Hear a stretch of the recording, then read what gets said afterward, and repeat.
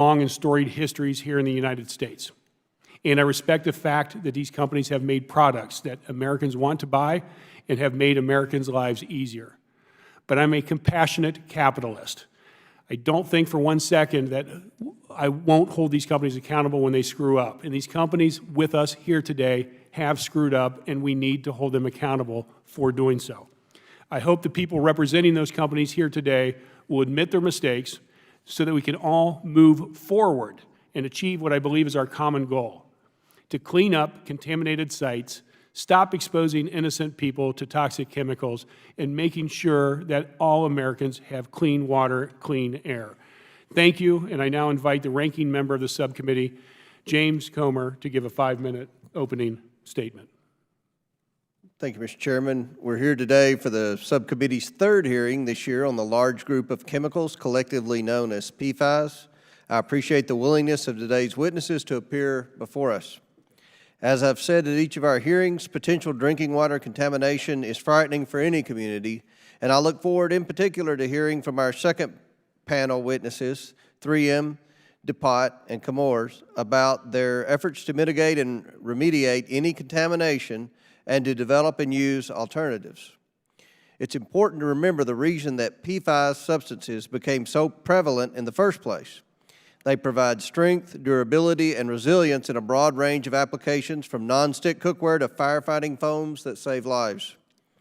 I'd like to submit for the record a letter recently sent to Congress by the Advanced Medical Technology Association expressing, quote, deep concern about provisions being considered in the National Defense Authorization Act that would circumvent normal regulatory processes and treat all 5,000 PFAS compounds as a single class of chemicals without the adequate scientific data to make such a determination.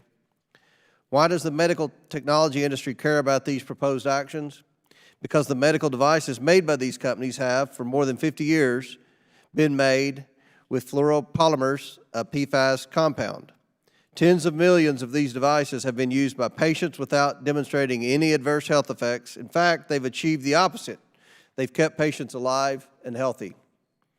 As I've told you before, Mr. Chairman, I'm committed to working with my colleagues on solutions that will contain any existing damage from legacy PFAS substances and reduce the risk of future harm, but also hope that we as a body make responsible, evidence-based, science-driven decisions.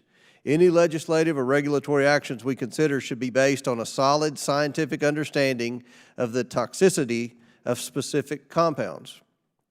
I would also like to note some level of discomfort with today's hearing makeup. Our second panel today, made up of private sector companies, agreed weeks ago to appear voluntarily before the committee. Only very late in the game did the majority announce they would be joined today by attorneys involved with multiple ongoing lawsuits with those same companies.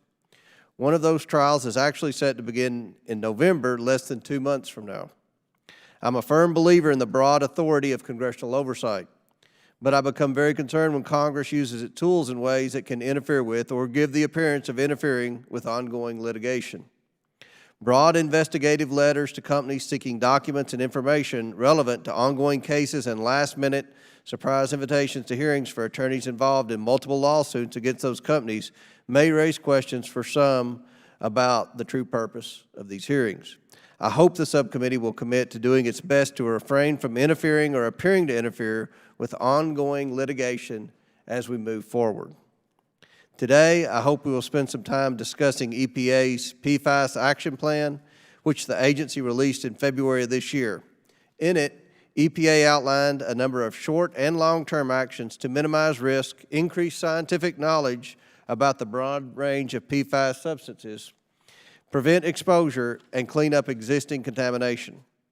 The plan also outlines EPA's actions to coordinate with other federal agencies in state, local, and tribal governments to address the issue. I look forward to hearing from our second panel of witnesses what their view of the action plan is and what they think can be done to make it more effective. Thank you, Mr. Chairman, for today's hearing, and thank you for the witnesses who appeared before us. Thank you. Thank you. Now I want to welcome our first panel of witnesses. Robert Bilott, partner, Taft Stetinus and Hollister LLP, Lori Swanson, former Attorney General, State of Minnesota, and Matthew Hardin, Commonwealth's Attorney, Greene County, Virginia. If the three of you would please stand and raise your right hands, and I will swear you in. Do you swear or affirm that the testimony you're about to give is the truth, the whole truth, and nothing but the truth, so help you God? Please be seated. Let the record reflect that the witnesses answered in the affirmative. The microphones can be a bit sensitive, so please make sure you turn them on and with that little button in front of you, and that the microphone is close to you. Without objection, your written statement will be made a part of the record. With that, Mr. Ballotte, you are now recognized to give an oral presentation of your testimony. Thank you. Good afternoon. Thank you for the opportunity to testify today. My name is Rob Ballotte, and I'm a partner with the law firm of Taft, Stettinius & Hollister out of their Cincinnati, Ohio, and Northern Kentucky offices. I've represented injured parties injured by PFAS contamination for more than the last 2 decades. But I'm not here today speaking on behalf of any client, but I'm here in response to a request from this subcommittee for information about a pending nationwide public health threat posed by PFAS chemical contamination. The public may only now be realizing the scope of this problem, but the companies that manufactured these chemicals have been aware of the risks for decades, but failed to alert the rest of us. I know because I spent the last 20 years of my career in litigation with these companies, pulling out of their own internal files what was already there and was already known about the risks of these chemicals. For example, by the 1960s and 1970s, DuPont had data in its files from animal studies showing toxic effects in multiple species: rats, dogs, rabbits, monkeys, multiple different types of organ systems, the liver, the testes, the adrenals. By the end of the 1970s, DuPont knew that PFAS was building up in the blood of humans and staying there for long periods of time. By the 1980s, DuPont was concerned about liver damage and birth defects among its own PFAS-exposed workers. DuPont even classified PFOA as a confirmed animal carcinogen, possible human carcinogen, by 1988, after a rat study showed that the chemical caused testicular tumors. A second study emerged only a couple of years later, confirming again not only testicular tumors, but this time also pancreatic and liver tumors. During the 1980s and 1990s, the company also monitored and was concerned about increased cancer rates among its own workers. During the 1980s and 1990s, DuPont even found the chemical in the local public drinking water supply as early as 1984, and at levels above its own internal safety guideline, but did not alert local officials or any of the members of the public drinking that water.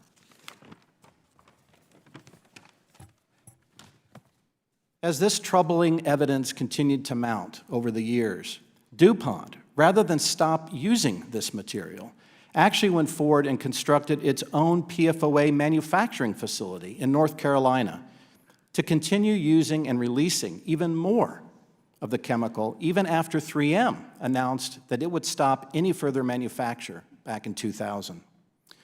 When the community drinking this contaminated water outside of DuPont's plant in West Virginia finally learned of the problem, DuPont publicly denied that there was any evidence of harm, denied its own internal science. In response, we actually ended up sitting down with DuPont and created an independent panel of scientists back in 2004, whose purpose was to look at all of the existing evidence and conduct new studies of the impacted community members to determine what the real risks of drinking this in the water were. These independent scientists, referred to as the C8 Science Panel, ended up analyzing data from over 69,000 people, conducted over a dozen completely new studies, some of the most comprehensive human health studies done on any chemical ever. They not only looked at that new data from the new studies, they took all of the evidence. They weighed all of the evidence, all of the animal studies, all of the human data, all of the available data, weighed it all to make a conclusion as to whether or not there were scientific links between drinking this in the water and actual human disease. That took 7 years, over $30 million, to find out what the answer to that was. By 2012, this independent panel of scientists had concluded, yes, drinking this in the water was linked with 6 different serious diseases, including 2 types of cancer, kidney cancer and testicular cancer. The same type of cancer, by the way, that was found in the rat studies decades earlier. This is independent scientists who weighed all of the evidence. That independent scientific review has occurred. Independent scientists have looked at this data, all of the data, and confirmed links with human disease. Unfortunately, despite all of this data that now exists, after years of litigation to pull this information out and to make it public after gag orders, protective orders, etc., now that this information's finally there, unfortunately, EPA still has not acted. I first warned EPA 18 years ago, and we are still here. We have more than enough evidence. It's time to move forward and act to protect the American public. Thank you. Thank you, Mr. Balot. Ms. Swanson, you are now recognized for 5 minutes. Thank you, Mr. Chairman, Ranking Member, members of the committee. I appreciate the opportunity and invitation to be here today. In 2010, I was serving as Attorney General of my state of Minnesota and filed a lawsuit against 3M Company for damaging my state's natural resources through its manufacture and disposal of PFAS. Our lawsuit alleged that 3M contaminated the aquifers that supplied drinking water to over 100,000 Minnesota residents. The lawsuit settled last year on the morning the trial was to begin. The settlement required 3M to pay $850 million to the state of Minnesota to bring long-term clean drinking water solutions to my state and another $40 million in short-term solutions. I have been told that it's the 3rd largest natural resource damage recovery in the nation's history. The lawsuit lasted over 7 years and involved the production of 27 million pages of documents, about 200 witness depositions, testimony of world-renowned scientists, and over 1,500 court filings. Public records and public trial exhibits in that lawsuit show that 3M knew, but concealed, information about the dangers of these chemicals for decades, some of which the public is just now discovering. In many ways, Minnesota, my state, is ground zero for the PFAS contamination that confronts the country. After the war, World War II, 3M bought the patent to develop PFAS and then started to manufacture these chemicals and ship them around the entire country. Unfortunately, 3M knew about the risks of the chemicals to the drinking water, the environment, and human health for decades, but concealed its knowledge, subverted the science, and kept pushing the chemicals out the door. In 2000, when it stopped making some forms of PFAS, 3M was making about $500 million a year from the products that were discontinued. And what did 3M know about PFAS prior to the year 2000? I refer you to Exhibit A of my testimony. It shows that in 1997, 3M gave DuPont a material safety data sheet with a label that said, "Cancer, warning, contains a chemical which can cause cancer," citing 1983 and 93 studies it conducted with DuPont. But 3M removed that label the same year and for decades sold PFAS without warning the public of its dangers. We know that 3M told employees not to write things down about PFAS and to mark documents attorney-client privilege, regardless of whether attorneys were even involved. We know that in 1998, a committee of 3M scientists recommended the company notify the EPA the chemicals were widely found in human blood, but a 3M executive overruled them. Then in 1999, a 3M scientist blew the whistle on 3M. He resigned and sent his resignation letter to the EPA, and he said that 3M ecotoxicologists urged the company for 2 decades to perform an ecological risk assessment of PFAS, but the company dragged its feet, and that the company misleadingly downplayed to regulators the presence of these chemicals through the food chain transference. An issue in our lawsuit was, what did 3M know and when did it know it?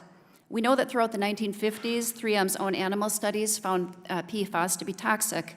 By the 60s, it knew the chemicals don't degrade in the environment. In 1970, a company that purchased 3M's firefighting foam had to abandon a test of the product because all the fish died.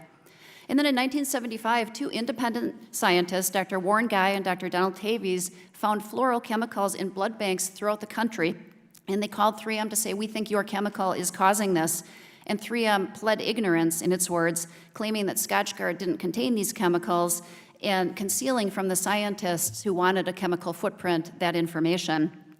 In doing so, the company thwarted the broader scientific community's understanding of the health impacts of these chemicals for a generation.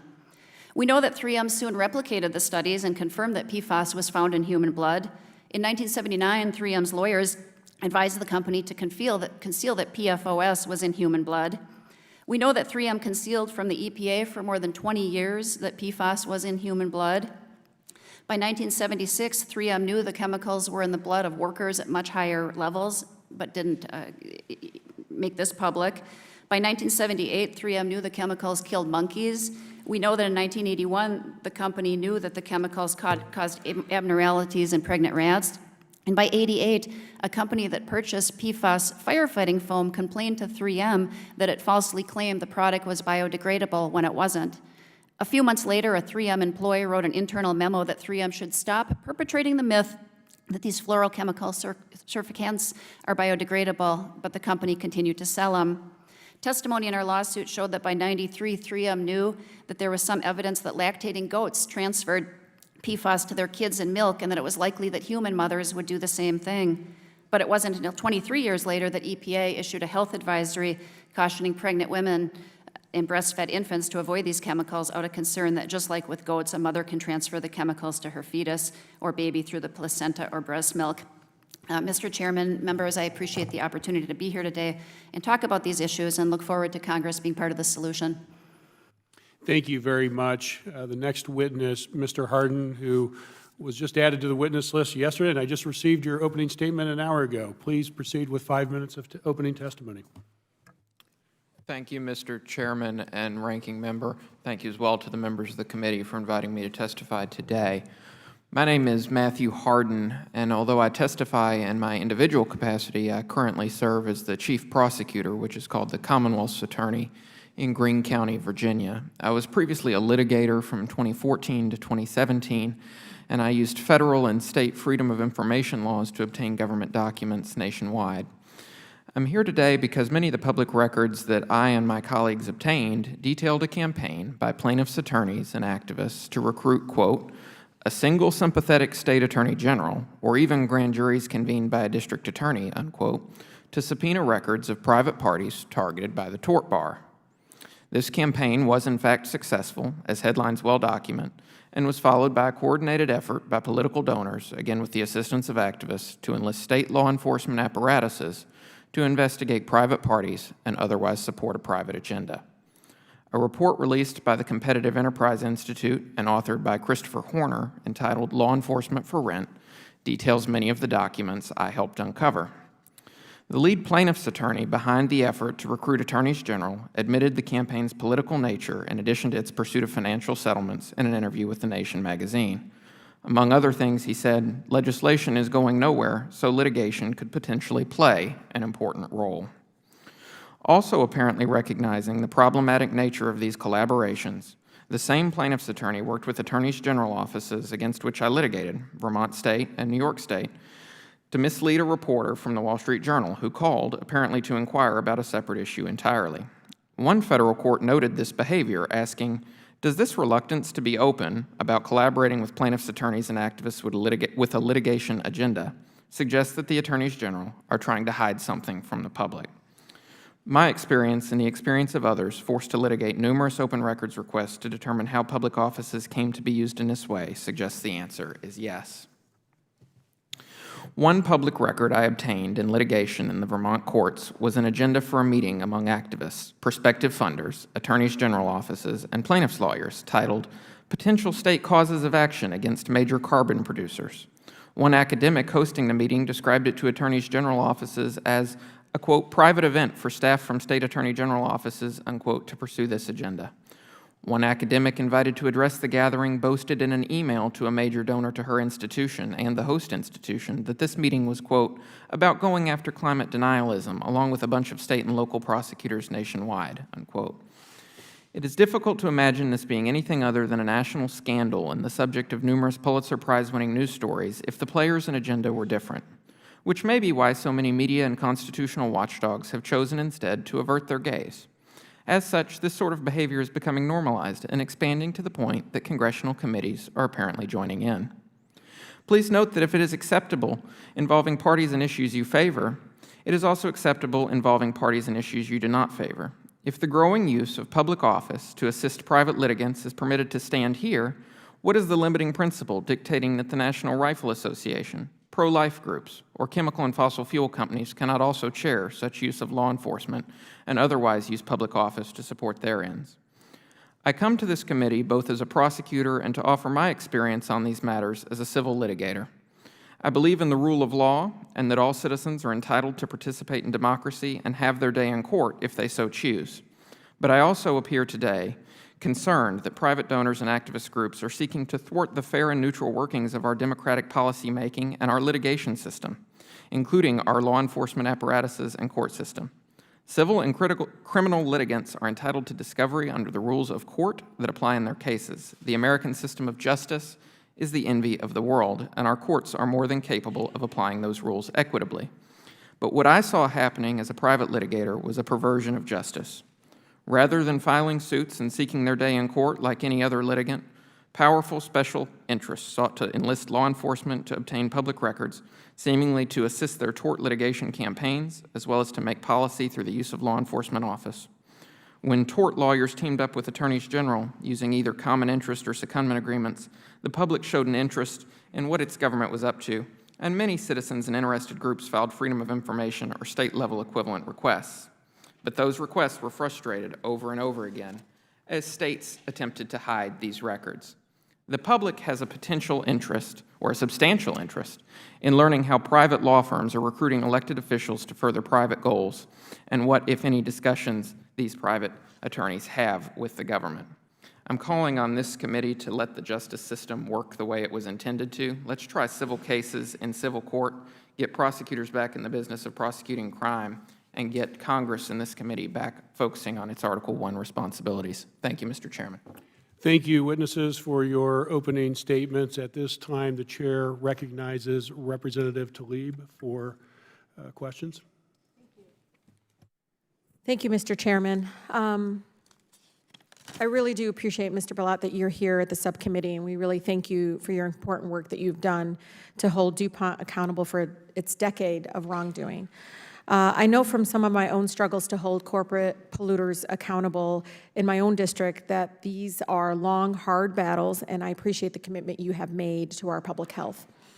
Michigan has the most PFAS sites in the country, at least 192 as of May of 2019, out of at least 610 known sites across the country. Last year, when the state tested public water systems serving nearly 80% of our residents, 10% of those systems showed PFAS, and that PFAS in the water in our homes, in our schools, in our workplaces showed up.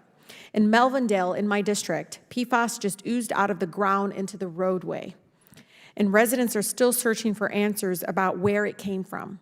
As construction began on the new international crossing, the Gordie Howe International Bridge, PFAS was found in the soil at the bridge site in Delray neighborhood in southwest Detroit, right next to the Detroit River, where drinking water is drawn from. This is a man-made crisis, and people like my residents back in the 13th District are the ones who suffer from it. I want to take some time here today and walk through some of the key documents that prove that DuPont knew of the dangers of PFAS chemicals for decades and concealed this truth from Michiganders and all Americans, putting their greed over the public welfare. First, Mr. Chairman, I would like to enter into the record a 1961 correspondence from Dorothy Hood, who had served as chief toxologist for DuPont. In this correspondence, Ms. Hood states that PFAS should be handled, quote, with extreme care, and stated that animal studies conducted by DuPont found liver enlargement. You have been engaged in extensive litigation against DuPont and have reviewed thousands, if not millions, of documents by the company. Based on your review of these documents, approximately when did DuPont become aware of the PFAS was toxic? Thank you. Thank you. Thank you for your question, and thank you for the comments. And first of all, you mentioned the fact that there has been such a widespread presence of PFAS detected in Michigan. That's because Michigan is one of the first states to comprehensively look for it and test. And unfortunately, I think what we're about to see is the same thing across the country as more places test. Now, with respect to the information you mentioned from the DuPont files, It took many years to pull that information out of the DuPont documents. But what became very clear is that the company was well aware by the early 1960s, as reflected in that document you just referred to from '61, that the chemical PFOA in particular was toxic and had various adverse effects. There were numerous laboratory studies going on within the DuPont Haskell laboratory throughout the 60s and the 70s. And what we tried to do, because there's so much information and so many documents from DuPont's own files, I submitted with my written testimony several court orders, actually, from a federal court in Ohio, where a lot of that evidence actually was presented to juries who reviewed all of that evidence, spent weeks going through all of this information, tons of documents from within the DuPont files. And those court orders, the reason I submitted them is because they give you a nice snapshot and summary of some of that key information, some of the key documents organized in chronological order that were reviewed by the court. And in fact, when those documents were presented to juries in federal court, those juries found that DuPont acted with conscious disregard of the risks that were reflected in those documents. So Any of those include documents, studies that they were aware of that PFAS was a health risk?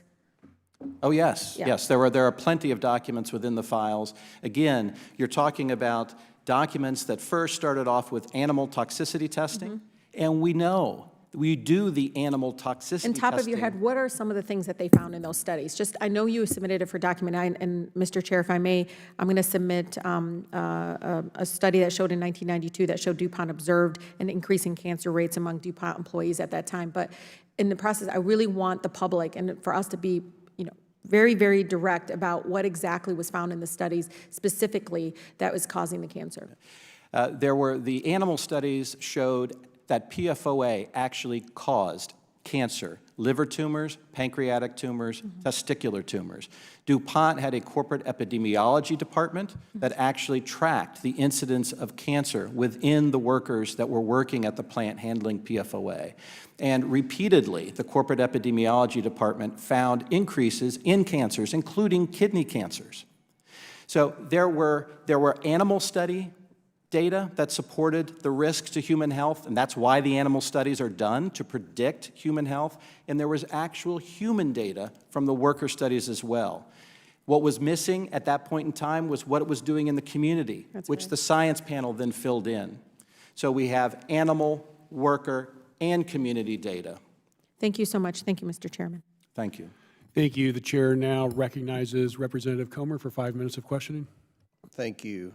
And I'm very interested in this issue, like everyone on the panel, and I'm very passionate about having clean drinking water. And I think that, the role should be to figure out how can we ensure that every American is protected from this and that we have clean drinking water. And I think the next panel will be a more productive discussion than the first. But we have some attorneys, and Mr. Hardin, I wanted to focus on litigation issues and the legal process, because I tend to believe that sometimes the trial attorneys make things last longer, make things take longer. We've got a problem here, it needs to be fixed, and I worry that sometimes the ongoing litigation tends to delay the process. But Mr. Hardin, we've seen a trend in state attorneys general contracting with outside law firms to conduct environmental litigations on the state's behalf against corporations, correct?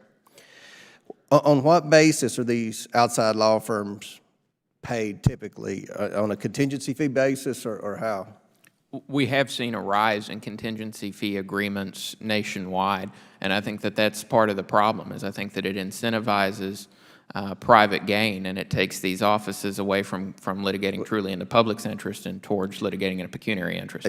I'm curious, in your experience, have state attorneys general been forthcoming and transparent about the relationship with outside law firms in these matters? I would say that it's significantly less than transparent. I think that when people file open records requests, they're consistently frustrated, and we've learned a little bit, but I'm sure there's more to come out. Mr. Hardin, you spoke on your work as a litigator using the Freedom of Information Act to obtain government documents as it pertained to a campaign by plaintiffs' attorneys to recruit, quote, sympathetic attorneys general. And you spoke about, in your opening testimony, the findings in that report. There are many ongoing civil suits and many more likely to come. Do you see similarities between what you found with state attorneys general partnering with plaintiffs' attorneys and Congress potentially involving itself in ongoing litigation? Yes, and I think that it was already bad enough when law enforcement was teaming up with private attorneys because you're sort of blending private and public power, and now when Congress is putting its thumb on the scale through the oversight process, I think that just further thwarts the normal working of the judiciary. Mr. Balot, you led the class action lawsuit against DuPont in the early 2000s, which ultimately settled in 2004. Is that correct? That's correct. It's been reported that you and your firm earned $21.7 million from that settlement. Is that correct? You know, we're talking about litigation that actually started in 1999 and stretched over 20 years. You know, we're talking about litigation that our firm financed and had to actually, you know, push forward for 20 years on its own. And does the firm actually end up getting paid at some point? Yeah, the law firm ended up getting paid. But the only way we know about what we know right now about PFAS was from that litigation, from the community members coming forward and actually pursuing claims and digging this information out of the companies. We would not know any of this today if it hadn't been for that litigation and the 20 years that it took to pull this information out of those companies' files. The companies took steps to prevent the disclosure of that information. DuPont tried to get a gag order to prevent me from even speaking to the EPA about the health risks of these chemicals back in 2001. 3M got a blanket protective order in litigation in Minnesota to prevent any public disclosure of its internal documents. That kept those documents secret for almost another decade. Okay, you've made your point. Have you earned attorney's fees in connection with any subsequent PFAS-related lawsuits? I am a partner with a law firm. Our law firm receives... I'm familiar with the law firm. Our law firm receives compensation. So can you give us a ballpark figure on those fees out of curiosity? Yeah, you know, I can't. More than $1 million, less than $1 million? I'm just trying to learn more about. I believe all of the fee awards were awarded by a court. The court determines what fees are appropriate for the attorneys based on the number of years of litigation. Last question, my time's right. Just, do you have a book coming out in a few weeks about your life in the PFAS litigation? Yes, there is a book. And in fact, you know, people have been asking me, how did this happen? How is it that all of this information could be known about these chemicals? All of this information could be known, this contamination can occur on a nationwide just last thing, scale. and I have to yield back. So you'll receive royalties on that book, correct? I guess that would depend on whether or not the book sells. Right, But I'm okay. not here to talk about a book. I'm here to talk about what these companies knew about this information.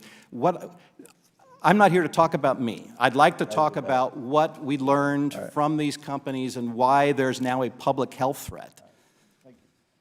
Thank you. Chair recognizes Representative Spear. Thank you, Mr. Chairman.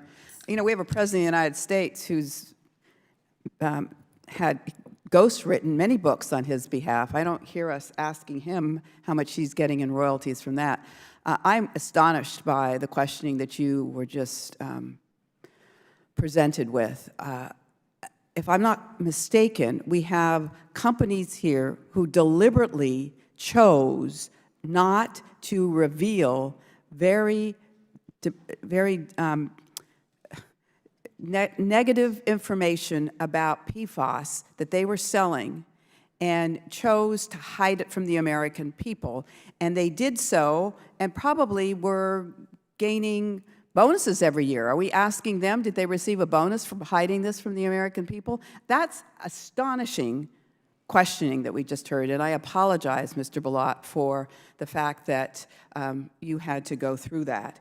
But that's the way we are these days. Let's look at not the reality, the fact that corporations continue to do this, like the tobacco industry continued to do that. hide it from the American people, and do so with the understanding that this is a cost of doing business. And if somewhere down the road, some 20 years later, we get caught, we'll pay out a few $100 million, but that won't affect our stock. It's a cost of doing business. It's shameful. I understand you investigated a 2001 study sponsored by 3M. In a letter to the U.S. Food and Drug Administration, you characterized the study as confirming elevated levels of PFAS in the U.S. food supply. Is that correct?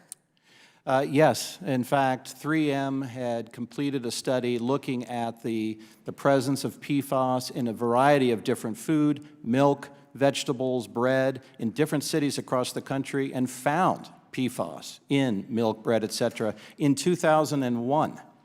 So, Mr. Chairman, I'd like to enter Mr. Bilat's letter as well as the 2001 3M study into the record. Without objection, so moved. So, Mr. Bilat, most people have been focused on the contamination in water. But in your letter, you reference levels of PFAS contamination in apples in Alabama, ground beef in Florida, and milk in Georgia, just to name a few examples. There are about 800 parts per trillion. Based on these numbers, it seems like PFAS contamination extends into our food supply. Is there a red flag that should be going up in every household in America that we are purchasing food products that contain PFAS that are going to have a deleterious effect on our families? I have been trying to get the attention of the federal agencies for over 18 years to look at this and to look at what's already known about what is out there, where the PFAS is being found, not only in water but in food as well. And we now know wastewater treatment systems, for example, are taking waste in the water, consolidating this stuff, and they're ending up with very high levels of PFAS in biosludge that's given to farmers across the country, where this sludge is spread on agricultural fields, which could be major sources of PFAS for intake by the crops and by the animals. This is something I've been trying to get our federal agencies to pay attention to for quite some time now. And that's why I'm very happy to be able to be here. I've had this situation before. I'm familiar with it. If you can't address the facts, try to attack the messenger. So I'm used to that. That's been going on for 20 years. But that's not going to stop me from trying to at least elevate folks' attention to what we know about this health threat and what we ought to be doing about it, because this information goes back decades. Ms. Swanson, you've shown extraordinary leadership. Thank you. On behalf of the American people, I know you were representing your state in Minnesota. Do you think anything would have happened if you hadn't sued 3M? No, I don't. I think that our lawsuit brought to the public's attention a number of the documents we're talking about today, but for decades, 3M concealed information about the risks of these chemicals to the environment as well as to public health. Ultimately, this was a major issue facing Minnesota, as it is a major issue facing the entire country, and it did take our litigation to get a significant recovery for the people of our state, and then through that, information about these documents. 3M began, after it stopped making some forms of PFAS, a campaign to create what they called defensive barriers to litigation and to command the science. They selectively funded outside research, and they got the right to review and edit scientific papers about PFAS before they were published. And it even went so far to develop a relationship with a professor and editor of one half of the academic journals in this country about PFAS, where they paid him what we believe is at least $2 million. And in exchange, he was able to send these studies to 3M before they were even published so they could get an advance peek at them.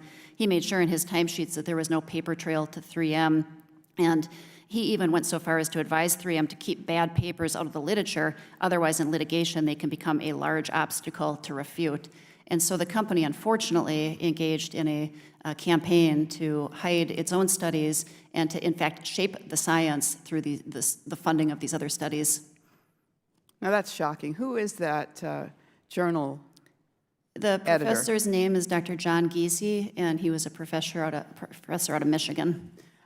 My time has expired, but if you could provide the committee, and me in particular, any suggestions that you think we should contemplate in Congress to address that particular issue in general and accountability by corporations as well. Thank you. I yield Be back. happy to. The chair now recognizes Representative Gibbs for 5 minutes of questioning. Thank you, Mr. Chairman. You know, I think if any companies out there hid things and didn't reveal things to the public and stuff, that should be sorted out in the courts, which I think is happening. Let the judicial system do that. We shouldn't relitigate. I don't think that's our role. That should be sorted out in the courts. And what our role should be, determining moving forward what research needs to be done so we make sure we protect the public and get the facts straight. And I guess I want to be clear. I see that last month the Advanced Medical Technology Association wrote a letter to the Senate expressing deep concern about provisions in the NDA Act that would circumvent the normal regulatory process that would treat all 5,000 PFAS compounds as single class of chemicals, and their concern is not with adequate data to make that such a determination. Now, I would go on to say, I believe some of these PFAS, like fluoropolymers, have been used for like 50 years. It has some good medical benefits and hasn't demonstrated adverse health effects. So I guess my first question to the first two witnesses over here is, I'm trying to understand this a little better. There's 5,000 compounds that make up this category. Is it dangerous to categorize them all as one and go after them, or has there been enough research, scientific data to show what compounds might be hazardous and what might not be, or do you think the whole class of compounds should be? I think what we do know is that it took this long to find out what the companies already knew about one of these chemicals, PFOA. Okay. It took many, many years to dig out what was already known about that chemical. And what we now know about PFOA is enough to know that is something that we really need to take action on. And the scientific community, looking at what we know about PFOA and looking at the chemical similarity of these other chemicals in the class, that has raised enough red flags to say we need to be looking at this entire class of chemicals, because we don't know what other information is already out there that we don't know about. We were told for years that PFOA was perfectly fine. There are no health effects. There's no evidence of any harm. That was a chemical company telling you? That wasn't FDA or EPA? What scientific research was there? Well, that's what when we first learned that PFOA even existed and that people were being exposed to it, 1999, 2000 timeframe, the companies were telling us, don't worry about it. There's no health effects. There's no evidence that it hurts anybody. It took years of litigation to find out that was not true. So where was the role of the regulators during that time? I was doing my best during that period of time to funnel as much of the internal information, non-confidential, from within the company files about the health effects of these chemicals to the regulatory agencies so they could take action. That's been going on for 18 years. Those agencies have more than enough information about PFOA, about the related chemistry to act. Okay, I want to move on. Ms. Swanson, you settled a lawsuit with 3M, $850 million. I guess, how much do you know what the contingency fee was for the attorneys? Do you know? Mr. Chairman, member, I think it came to about 12.9% of the total settlement. 125 million? I think that's right. Okay. It leaves about 720 million left.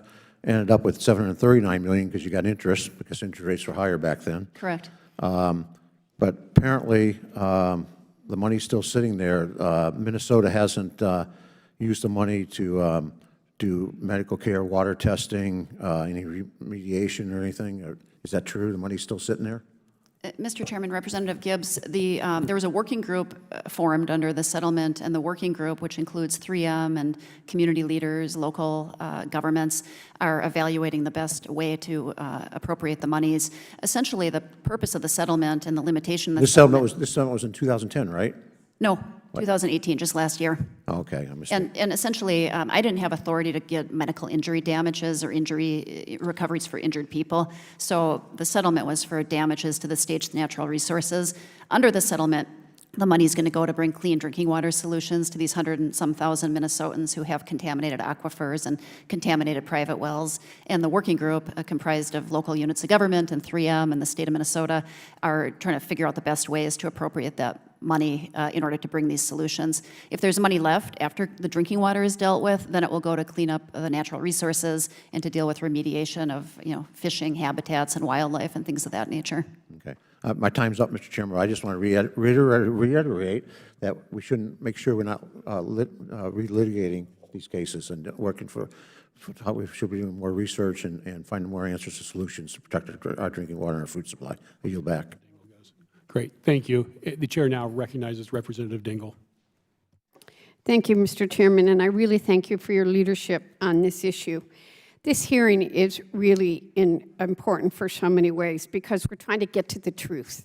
And we've got too many communities that are being impacted by this. We don't know how to clean it up. We don't know what the long-term effects are. In order to properly address PFAS contamination in America, we've got to understand the full scientific history behind the health risks and its uses. What did corporations know, and when did they know it? And where is this contamination, and how are we going to clean it up? Michigan has more sites than any state in the country right now, but that's because we're testing for it. We have more than 70 sites, and as other states begin to test, we're going to see more of these. It is in the water that some people are drinking, though our state is testing water to clean it up. It's in the fish we eat, and communities that rely on it are now being told the fish aren't going to be safe for 5, 10, 15 years. Foam's washing up, and if you're in my district, you're lucky enough now that the fire foam that people are convincing people not to use has to be destroyed or stored someplace, and people in my district may be getting that as well. So it's impacting Republican and Democratic districts. It's not a partisan issue. I would like to direct my first questions to Attorney General Swanson. When did 3M scientists first learn that PFAS could enter our bodies through food? Mr. Chairman, Representative Dingell, I don't have the answer on food, but I can tell you they first learned that it was in human blood in 1975. There were 2 doctors who came forward, independent scientists, and they were testing blood in blood banks as far away as New York and Texas, and they came forward and they said, these chemicals are in the blood, and we think it's your chemical in the blood. 3M pled ignorance, said, we're not going to admit that. And then the scientist said, could you give us a chemical fingerprint of these chemicals so that we can do more testing to show that it's your product, chemical in Scotchgard, causing this? And 3M said flat out, no, we're not going to cooperate and provide you that information. 3M confirmed that the very next year that it was in human blood, but it took 20 years for them to tell the EPA and the public. In fact, 3M in 2006 was fined $1.5 million by the EPA for failing to provide studies that were required to be filed under TSCA, and in many cases for decades failed to provide studies. So I'm going to ask you some questions quickly because we're down to 2 minutes and there's some important ones. Is it better for the healthy American people and our environment to address the PFAS crisis through continuing litigation, or do we need to get some legislation to address this? Mr. Chairman, Representative Dingell, I think it's going to be both, but I think it's very, very important that Congress act to help bring global solutions to this problem. How would designating PFAS as a hazardous substance under the Superfund program hold responsible parties accountable for the PFAS contamination that they've caused? Mr. Chairman, Representative Dingell, it would be very helpful to call it a hazardous substance under CERCLA because it will bring to bear known processes for cleaning up these chemicals in communities. It would also help deal with the cleanup around military institutions and bases where the military hasn't really been very quick to clean it up, and soldiers are drinking this water and their families, so it would be very helpful for Congress to do that. So do you think we currently have an amendment on the DOD bill that would require that? Because, as you know, EPA has yet to even set a rulemaking to set the standard. It's only a guideline. So would designation of that increase or speed up the beginning to clean this up and people recognizing how important it is to deal with this pollutant? Mr. Chairman, Representative Dingell, yes, it would very much expedite the process for that to happen. What specific actions have you taken as AG to hold PFAS polluters accountable, and how can other states and the federal government follow what you've learned? Mr. Chairman, Representative Dingell, it was the company's products that created this problem. It wasn't communities that created it. It wasn't individual homeowners who created it. It wasn't patients who created it. It was the companies that developed widely popular products and sold them. And then when they learned that the products were dangerous to public health and the environment, didn't disclose it. They didn't come clean. And so I think it's very important for the companies that contributed to the problem to be part of the solution and help fund the cleanups. What we did in Minnesota was filed a lawsuit against 3M that recovered $890 million to help bring clean water to solutions to our state. I think other communities across the country are going to have to look at similar actions because this is a very large and significant problem. Thank you. And I'd like to ask one yes or no. Is that amount of money going to cover cleaning up all the sites that you have there? Mr. Chairman, Representative Dingell, yes. Thank you. Thank you. Without objection, the representatives from Michigan, Texas, and Maryland are authorized to participate in today's hearing.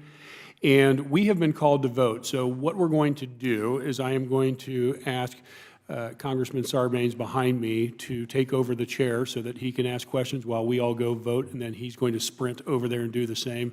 And after he finishes his questioning, we will move into recess with the next panel. So I thank the three of you, but please stay there.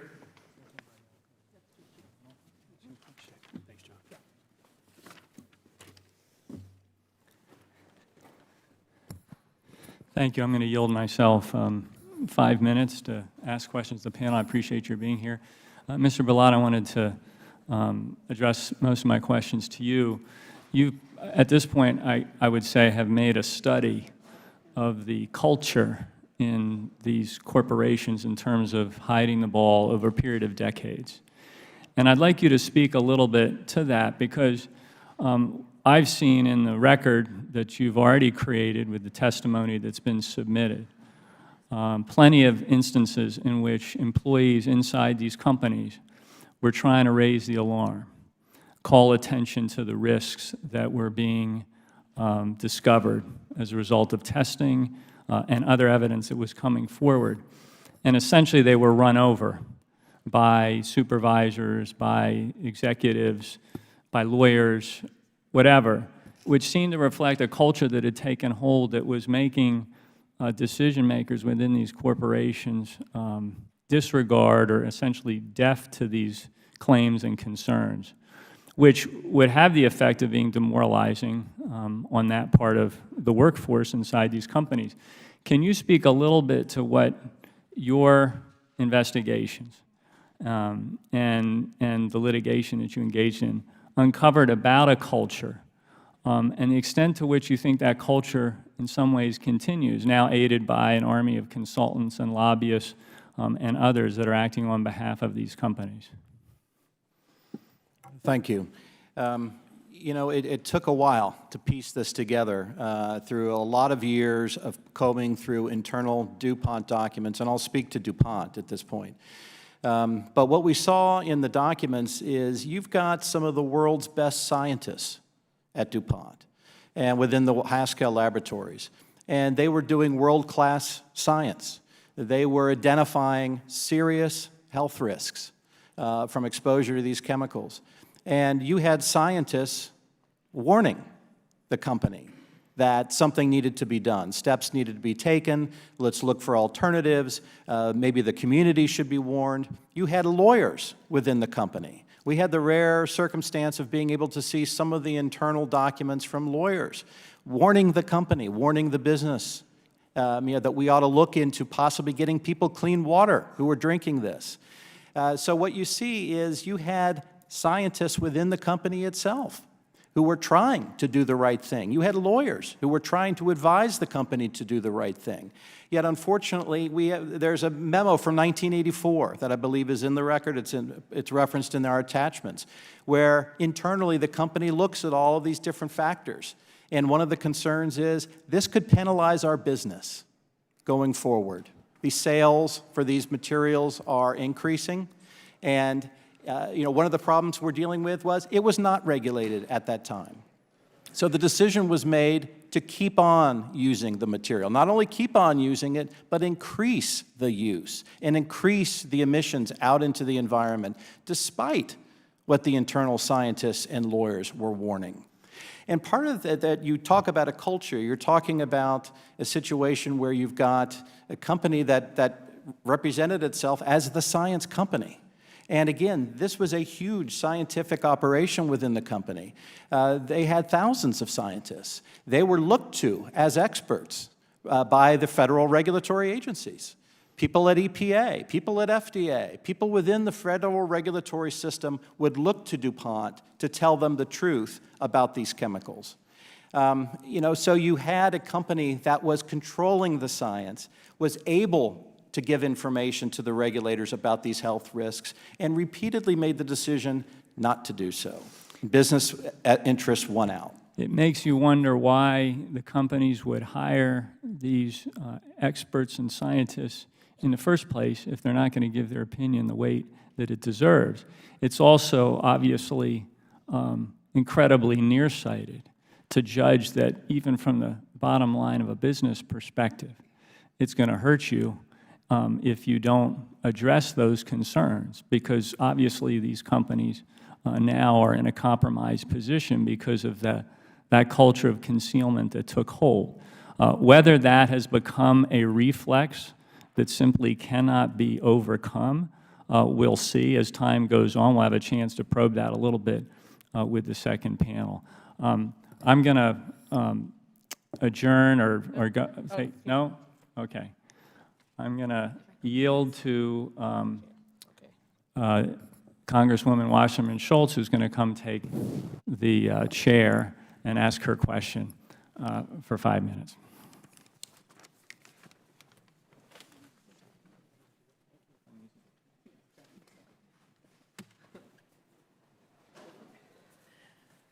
Okay, thank you. Mr. Billet, I have a question for you. The U.S. Navy, as you mentioned, began to raise serious concerns about the potential toxicity of firefighting foam and its harmful effects on the environment in the 1970s. It was a series of alarming reports. I have the report here, and this report by the Navy noted, quote, "The 3M company has not provided any useful information about the components of FC206, which is one of 3M's firefighting foams. Would you say that this represents typical behavior for 3M, that the company has a track record of trying to suppress harmful information related to its firefighting foam and PFAS products?" Thank you for the question. What I can tell you is, in our experience in litigation with 3M, one of the very first things 3M did was go to the court to get what is called a blanket protective order. This is after we had been litigating with DuPont, and we were able to get documents from the litigation and provide them to the regulatory agencies like EPA to warn of the health threat. When litigation began against 3M, they immediately sought a blanket protective order to prevent any of their internal documents from being shared with the public or the regulatory agencies. And I believe, as Ms. Swanson and others within the state of Minnesota can testify to, that kind of conduct continued for many years with respect to the perfluorinated business, trying to keep the information about the toxicity, the risks of these chemicals within the company. Thank you. The Navy began working with 3M to develop firefighting foams in the 1960s. It turned into a very lucrative business deal for the company. The military did studies for decades, and DoD only started thinking of the chemicals as hazardous in the late 1990s when it started to seriously explore alternatives to foams with PFOA and PFOS. The Air Force completed a transition to safer foams in 2018, and the Army is scheduled to complete this transition this year. But the Navy is not scheduled to complete its transition until next year. Mr. Billet, I know you can't speak on behalf of all of DoD, but in your view, might DoD have made this transition sooner if 3M had not been so reticent about sharing information with the military and the public? I believe that probably would be possible. If the more information that had been made available about what these chemicals are, what kind of products they're in, how we're all exposed to them, if that information had been made decades earlier, I think a lot of what we're talking about here today could have been avoided. Yeah, the US EPA ended up bringing a lawsuit against DuPont for withholding information, and specifically said in that claim, if we had been given information about PFOA in particular earlier, we could have begun looking into this decades earlier. As we already heard, 3M ended up having to pay a fine as well for withholding information from EPA. Yeah, I mean, logic just tells you that obviously the more transparent they were, the sooner that we could have gotten to the bottom of this to address it and avoided exposing really literally thousands of people to harm from the impacts. Last question before we adjourn. In the FY20 Military Construction and Veterans Affairs Appropriations Bill, I made sure, and I chair that appropriations subcommittee, that we put in $60 million in additional funding for PFOA and PFOS cleanup on military installations. Many military bases have unsafe levels of PFAS chemicals in their drinking water. And to either of you, Ms. Swanson or Mr. Billett, what more should be done by the federal government to protect our men and women in uniform? Because they really are impacted severely. Madam Chair, I think a number of things can be done. One would be to ban the use of PFAS, firefighting foam for training exercises. I mean, it really is a perversity that much of the contamination occurred not by actually fighting fires, but by training how to fight fires. I think Congress can limit the ability of these chemicals to be used in training exercises, for example, and then as quickly as possible phase out the chemicals altogether. Certainly classifying these substances as a hazardous substance would help because the Department of Defense has been slow to come to the cleanup table, and if it were called a hazardous substance, that would certainly help and eliminate the Department of Defense's ability to say we have no obligation to do that. I think listing these chemicals under the toxic release inventory is important as well. That helps all communities so that if there is a release of these chemicals, the public knows about it, and I think that would be something that could be helpful. And then I think as well, just helping with the sampling. I mean, this is an expensive effort. I just saw, I think in Massachusetts, an announcement that the governor was appropriating some money for testing, and it was millions of dollars, and this is something that all communities are grappling with. Some communities are probably better able to pay for that than others, but that goes beyond the military, but could certainly help as well if testing were funded. It could be something Congress could do. Thank you. Thank you. Mr. Billett, anything to add? Nothing to add. Okay. Thank you. And without objection, the Navy report that I referenced will be entered as a part of the record. And the panel is dismissed with the thanks of the committee, and the committee stands in recess subject to the call of the chair.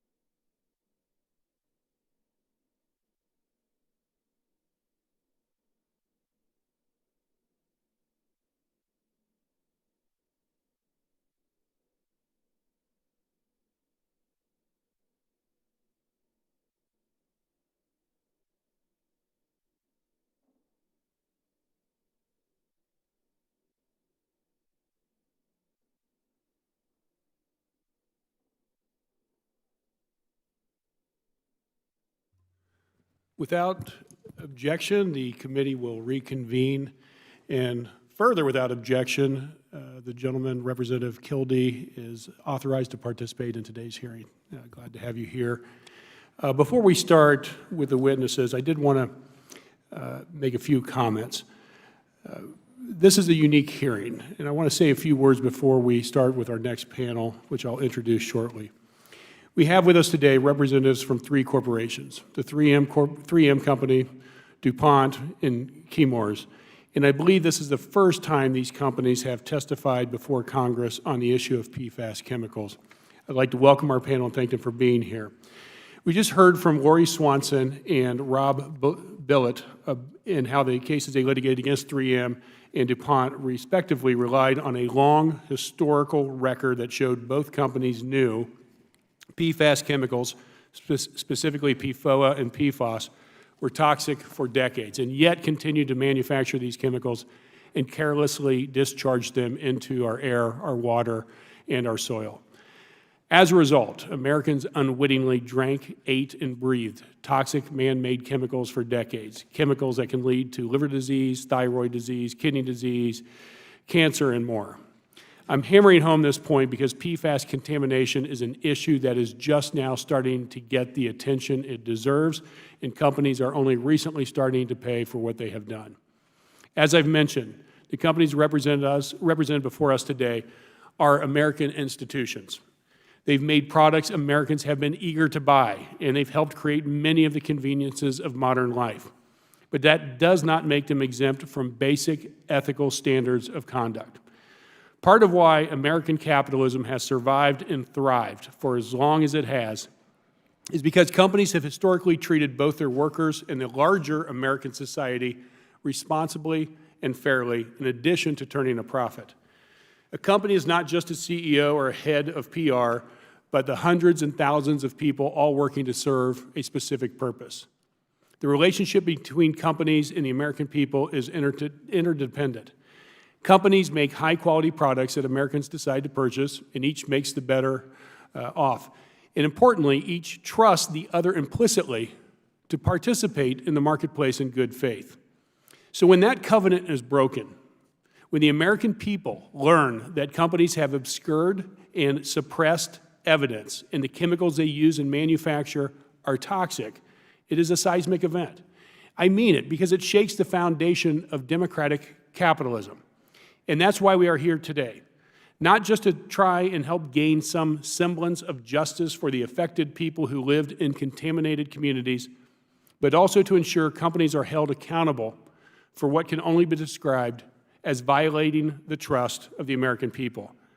I certainly recognize that our panel here today represents companies that have, in some cases, undergone a lot of changes, including but not limited to corporate restructuring and changes in management over the past several decades. Chemours didn't even exist until 2015, when it was spun off from DuPont. But our subcommittee doesn't accept that these changes in corporate structure let the current incarnation of the company off the hook. A company is tied to its past, morally responsible for its past, and must answer for its past, no matter what changes have occurred from point A to point B. In the same way, a nation must contend with and be responsible for actions taken decades ago, even though there have been changes in government and leadership since then. This is Congress, the people's body, not a courtroom. And the American people recognize that companies don't just disappear into thin air because a few people in a boardroom somewhere decided that a merger and a few spinoffs might improve the company's bottom line. So I hope we don't spend this hearing trying to ping-pong responsibility back and forth between two companies or debating whether or not the DuPont that exists today is the same DuPont that dumped PFAS into the water. It also does not work to simply deny the science linking PFAS to serious health effects in Americans and try to leave Americans who were poisoned up to their own devices to clean up your mess. So I hope that we can all start from a common baseline, and that is the scientific consensus that PFAS chemicals, and especially the long-chain chemicals like PFOA and PFOS, are harmful to human health. Let's not get sucked into the rabbit hole of more research needs to be done, because you know what? That excuse can be and has been used to justify inaction, and the American people are smart enough to see that excuse for what it is. It's 2019. And if these chemicals are killing people, let's stop using them and let's get them out of our environment. I call on each company here today to come to the table, work with Congress and the EPA to address this national emergency. The lives of each and every American depend on it. So with that, I'd like to swear the witnesses in. What's that?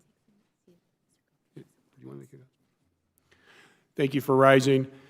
Do you swear or affirm to tell the truth, the whole truth, and nothing but the truth, so help you God? Thank you.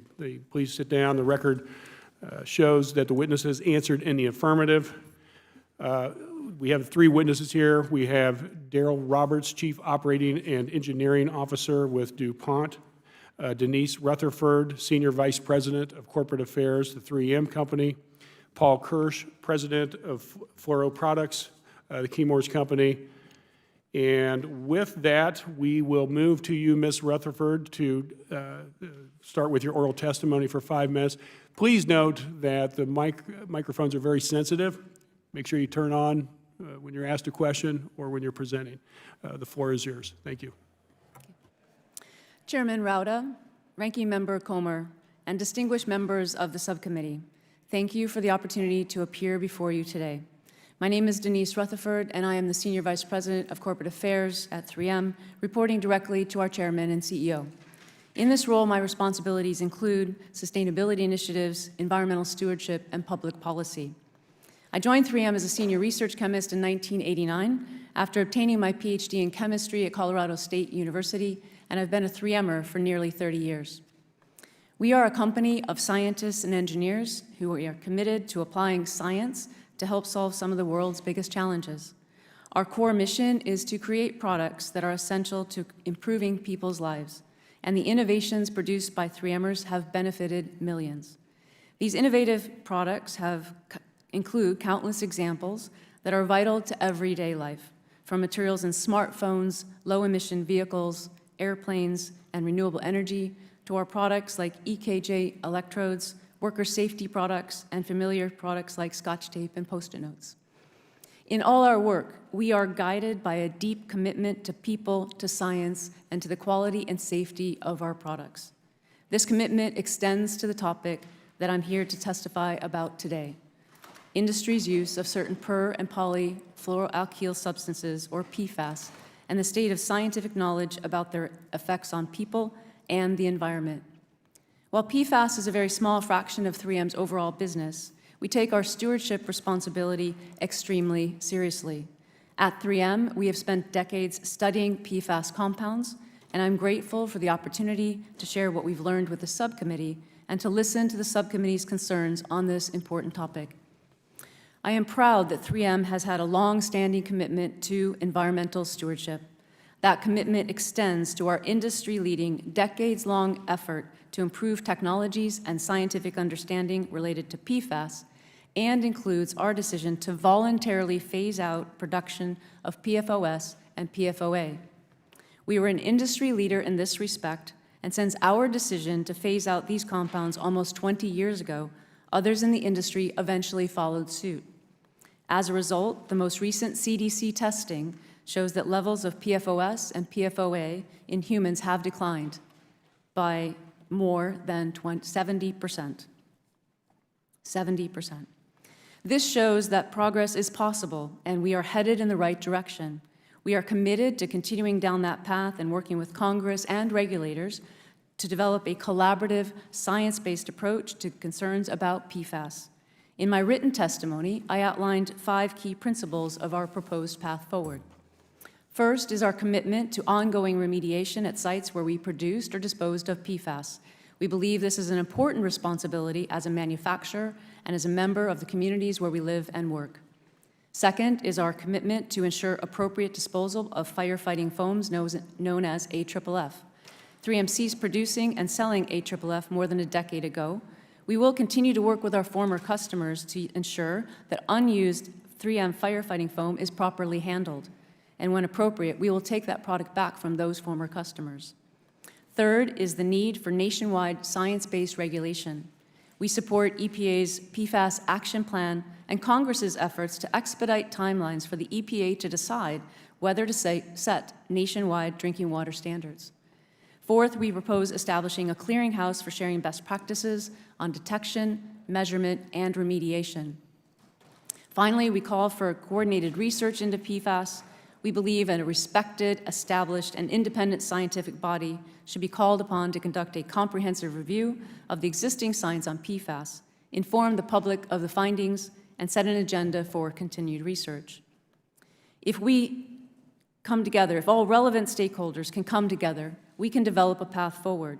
We commit to working to Congress and concerned parties as an active, responsible participant in the dialogue and to continuing to drive science-based progress through appropriate actions. Thank you for the opportunity to present this testimony.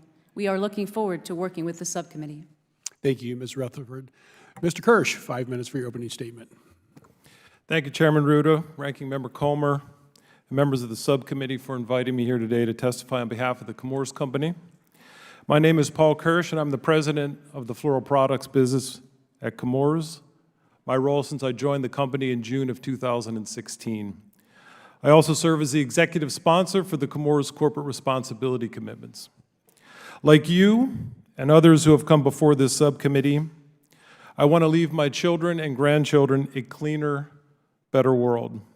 I don't merely empathize with public concerns over the presence of PFAS in drinking water and the broader environment, I share it. The public is rightly concerned over drinking water quality, and Chemours, like all companies, must do its part. Let me assure you, our entire team takes very seriously the obligation to manage PFAS compounds in our manufacturing processes in a responsible way and ensure they are safe for their intended use. I've been asked to provide some background regarding the formation of Chemours and the details of its spinoff from DuPont. Chemours was established on July 1st, 2015, as an independent, publicly traded company. From day one, we faced serious challenges given how DuPont unilaterally designed the spinoff, including a deliberate disproportionate assignment of 2/3 of DuPont's environmental liabilities, 90% of its active litigation, as well as an obligation to indemnify DuPont for all assigned environmental liabilities should any regulatory, public, or private plaintiff seek to hold DuPont accountable. And if that wasn't enough, DuPont mandated a $4 billion payment from Chemours in the form of a dividend. To our knowledge, there has been no other spinoff like this in terms of debt, as well as the indemnification provisions which have no cap on time or money. DuPont designed the separation of Chemours to create a company where it could dump its liabilities to protect itself from environmental cleanup and related responsibilities. From my written testimony, you can clearly see that despite the financial condition DuPont left us in at the time of the spinoff and the legacy issues we inherited, Chemours moved quickly and with a sense of urgency to transform the company and take action to address these historical issues. At Chemours, we live up to our commitments with actions, not just words. The $200 million investment we have made in our Fayetteville, North Carolina facility is just an example of that. From this investment, we are creating a best-in-class emissions control facility that can serve as a model for other chemical manufacturing facilities around the globe. This facility took tens of thousands of hours to design and will reduce air and wastewater emissions of all PFAS by 99% or greater by the end of this year. The commitment to reduce air and wastewater emissions of all PFAS by 99% or greater is not just for our Fayetteville facility, but for all of our sites. It's part of our 10 ambitious corporate responsibility commitments that we announced a year ago. These commitments are both impactful and measurable. Besides the PFAS emission goal, a first in the chemical manufacturing industry, these commitments also include environmental goals for greenhouse gases and landfill intensity.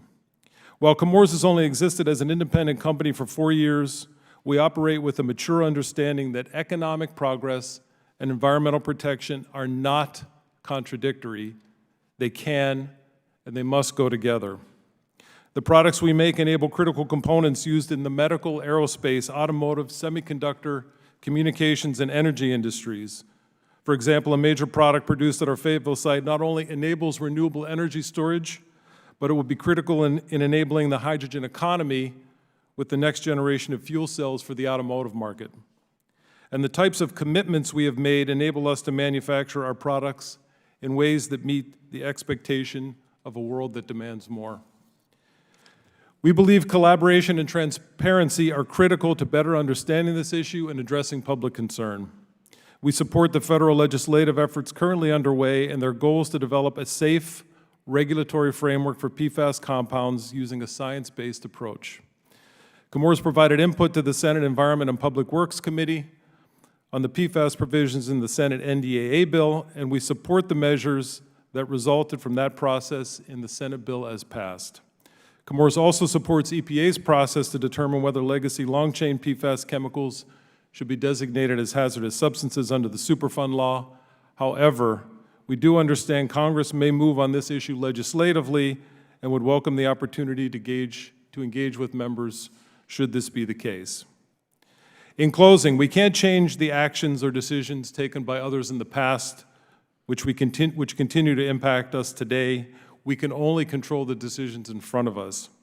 We believe that our record, even in our earliest days as a new company, demonstrates our commitment to being a different kind of chemistry company, one dedicated to taking a leadership role in environmental stewardship. Thank you again for the opportunity to be here today. I look forward to your questions. Thank you, Mr. Kirsch. Mr. Roberts, the floor is yours for 5 minutes in opening testimony. Okay. Thank you, Mr. Chairman, Ranking Member Comer, and members of the subcommittee. My name is Darrell Roberts, and I am the Chief Operations and Engineering Officer for DuPont. I attended Howard University on a ROTC scholarship and earned a degree in chemical engineering. I served as a commissioned Army Reserve officer for 8 years, during which time I started my career at Eastman Kodak and earned a master's in occupational health and safety from the University of Rochester and an MBA from Rochester Institute of Technology. I then worked in health and safety roles in senior leadership for Arkema, a diversified chemicals company. Just over a year ago, I joined DuPont because I was, and still am, excited about the opportunity to work for a mission-driven company that is focused on making the planet a better place for my daughter's generation and beyond. The new DuPont appreciates this opportunity to address the subcommittee's questions about PFAS. We're pleased to be here today to endorse specific legislative proposals and congressional efforts to protect public health and the environment. Let me first explain why I refer to my company as the new DuPont. E.I. DuPont de Nemours and Company, historically known as DuPont, has evolved throughout the course of its history, often adding and removing business lines. For example, in 2004, the fibers business became a separate company called Invista. And in 2013, the coatings business became a separate company called Exalta. In 2015, the performance chemicals business, a long-held business within the DuPont family, became a separate company called Chemours. Chemours took the fluoroproducts technologies, operations, sites, customers, technical expertise, and executive leadership in the formation of its new company. Their CEO ran the business line. Their executives made decisions about the business line for many, many years, and their plants made the products we're talking about today. Most recently, historical DuPont merged with the Dow company and then split into 3 separate independent companies, Dow, Corteva, and the new DuPont, which I represent. With respect to Chemours, which has become a very profitable freestanding business, I would say no one wants to hear 2 companies argue about litigation. This is not about money here today. They want to hear about how we're going to work with Congress on legislation, which is what the new DuPont wants to do. The new DuPont is a specialty products company dedicated to solving some of the world's most pressing challenges, including those identified in the United Nations Sustainable Development Goals. For example, to address the world's food shortages, we have developed technologies to increase food shelf life.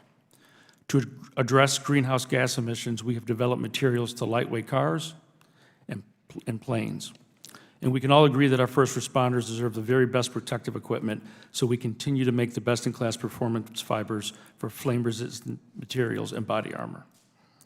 We do all of this by employing more than 14,000 Americans across 28 states. The focus of today's hearing is PFAS. The new DuPont does not manufacture PFAS. Like many other companies today, we use some PFAS materials. However, our use is extremely limited. Nevertheless, we recognize these are important issues, and that's why we support legislative proposals addressing PFAS. They are requiring EPA to set a national primary drinking water regulation for PFAS within 2 years, requiring toxic release inventory reporting on certain PFASs, including PFOA and PFOS, requiring EPA to set pretreatment and effluent standards for PFAS by 2022, and requiring EPA to list PFOA and PFOS as hazardous substances within 1 year under CERCLA.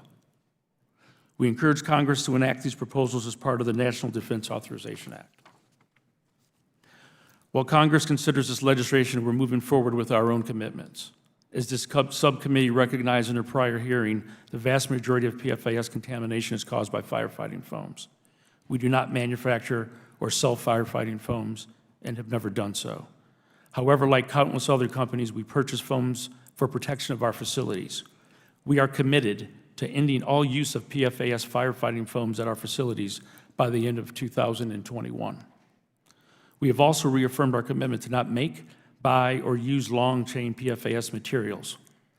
We will eliminate by the end of this year our limited use of long-chain PFAS in a recently integrated operation, which is the only instance where we use it today, and we're immediately working to eliminate it. We will provide free access to our product stewardship software. We will also grant free licenses to others that want to use our PFAS remediation using our water treatment technologies, which we'll make available for free. And we will provide research funding for PFAS remediation. And of course, we'll continue to fulfill our commitment to remediate our sites. We look forward to today's hearing and how we can work together to further our shared goals of sustainability, innovation, and responsible product stewardship. Thank you, Mr. Roberts. The chair now recognizes Representative Tlaib for 5 minutes of questions. Thank you, Mr. Chairman. As we discussed in earlier subcommittee previous kind of hearings, we've also discussed DuPont's own scientific research that demonstrated links between exposure of PFAS and a variety of very serious health concerns. So, Mr. Roberts, I wanted to start by asking about DuPont's current PFAS-related responsibilities. Is it your opinion that since the 2005, Chemours spinoff, new DuPont is no longer involved in development and marketing PFAS chemicals? Congresswoman, that is correct. So regardless of all the money DuPont made over the decades with PFAS chemicals, is it your opinion that I can't stand that you guys call it new DuPont, which is right now capitalized with those profits, is not liable for the unpaid cost of cleaning up contamination and compensating for the human injuries that DuPont caused? Congresswoman, what we're accountable for is to represent and to ensure that we clean up sites which we own and operate. So even though you contaminated other sites, you don't want to pay for that? You know, Congresswoman, I would. How about injuries, people dying? Yeah. Congresswoman, medical costs? Yeah, if I may. Congresswoman, by all means, the sites that we own and operate, we're fully committed to continuing to work and to remediate. No, it's lawyer talk when you say own and operate. I'm talking about when you contaminate other properties, you walk away. You're not going to clean those up. Yeah, Congresswoman, we did not walk away from those sites. I'll be very clear in saying that our Performance Chemicals Division of DuPont, which was renamed as Chemours, is still operating those sites. Okay. So the same individuals that were operating those sites, that were making decisions on those sites, it was extracting profit from those sites and are still extracting profit from those sites, as I read in the written testimony from Chemours, are fully committed to cleaning them up. Despite a growing scientific consensus within the company that PFOA was toxic and was contaminating local environments, DuPont purposely hid their research from affected communities and government regulators. Glenn Evers, a former DuPont research scientist, testified before this subcommittee about DuPont's effort to suppress this research on the toxicity of PFAS chemicals and DuPont's effort to limit Mr. Evers' opportunity to discuss his research, as well as retaliation against him for discussing his work with the EPA. Mr. Roberts, are you aware of these efforts to suppress DuPont's own employees' research concerning the company's development, use, and the health risk of PFAS? chemicals? Congresswoman, I can tell you that I'm not aware of that, as I was not present at that time. What I can tell you is that the company that I work for is fully committed to working Sure. in a way where we're transparent, Is where we DuPont- work with our communities in a way where they understand what we do, we understand our requirement to ensure. So you're not aware of that, but is DuPont, the original manufacturer of Teflon, in any way responsible for shielding critical information from the public? Congressman, no company should shield critical information from the public. The company that I work for is completely focused on making sure that when we have information, that we communicate it, that we work and that our product stewardship efforts are critical in what we do every day, that the communities in which we operate, that we share information, that we work with our regulators to establish the right regulation. That's why we're here today. I understand. To completely support Well, I'm here legislation. because I represent 650,000 people that are being harmed by PFAS exposure, and we're trying to get to the truth here and trying to bring it forward, not talk about who owns what or whatever. We're trying to figure out who is responsible, right? So more recently, in 2009, DuPont received approval from the Environmental Protection Agency, the EPA, to start making Gen X commercially as a replacement for PFOA, which persists indefinitely in the environment and is linked to cancer and other serious illnesses. The agreement passed to Chemours in 2015 when DuPont formed the company from business units that included the manufacturing of Gen X at the, I think it's Fayetteville Works plant in North Carolina. Mr. Roberts, is this a depiction accurate? Is it correct that DuPont's Gen X manufacturing passed to Chemours in 2015? Congresswoman, it is correct that the Chemours Company owns and operates the facility, which is in Fayetteville. That's Okay. correct. Mr. Kirsch, so it is it also accurate to state that it is new DuPont's position or whatever, that only Chemours is now responsible for what is once DuPont's Gen X manufacturing operations? I believe that's what's, Congresswoman, that's what's written in the spinoff document, yes. In our earlier subcommittee hearing, we heard from Emily Devon, a North Carolina resident living near Cape Fear River, which is dealing with PFAS contamination, including PFOA, PFOS, and Gen X chemicals. Ms. Donovan expressed concerns that have emerged in her local community related to that exposure and these emerging PFAS chemicals and links to cancers, immune disorders, and so forth. Dr. DeWitt even described Gen X chemicals as quite toxic and not safe. So, Mr. Roberts, the people in North Carolina who live by this plant are very sick, and DuPont played a role in poisoning them. So in my opinion, I think it means that DuPont needs to help Chemours fix that crisis. And so will you commit today to working with Chemours to clean up the Waterworks plant in North Carolina? Congressman, we're here today to commit to clean up the sites that we own and operate. Chemours is fully capable of cleaning up the sites that it owns, operates, and continues to drive profits to its shareholders by operating. They're fully, as we've heard from them, from their CEO, from their leadership, they're in great financial position. There's no reason that they would require our help to clean up their sites. Thank you, Mr. Chairman. Thank you. The chair now recognizes Representative Gibbs. Thank you, Chairman. Ms. Rutherford, I think I heard you say in your oral testimony that 3M has ceased producing PFOS and PFOA. Is that correct? Yes, Congressman, that's correct. How long ago was that? Congressman, we announced that phase out in May of the year 2000, and we completed the phase out within just a couple of years after that for those two compounds, PFOA and PFOS. Did you do that based on your research, or were you forced to do that? No, we did this voluntarily, Congressman. Thank you for that question. We discovered in the late 90s, as our testing capabilities improved, we were able to find these materials in the environment in places that we didn't expect to find them, and at concentrations, really low concentrations. But as we move forward, we saw that these did bioaccumulate, meaning that they would build up over time with continued exposure for these two particular materials. Mm-hmm. We voluntarily then took the action to phase out. We worked closely with the EPA, the Clinton EPA at that time, to develop that exit plan and to communicate our rationale for doing so. We did this without any information, any awareness. There is still no cause and effect relationship for any adverse human health. Okay, thank you. I guess for all three of you, I mentioned this in the first panel.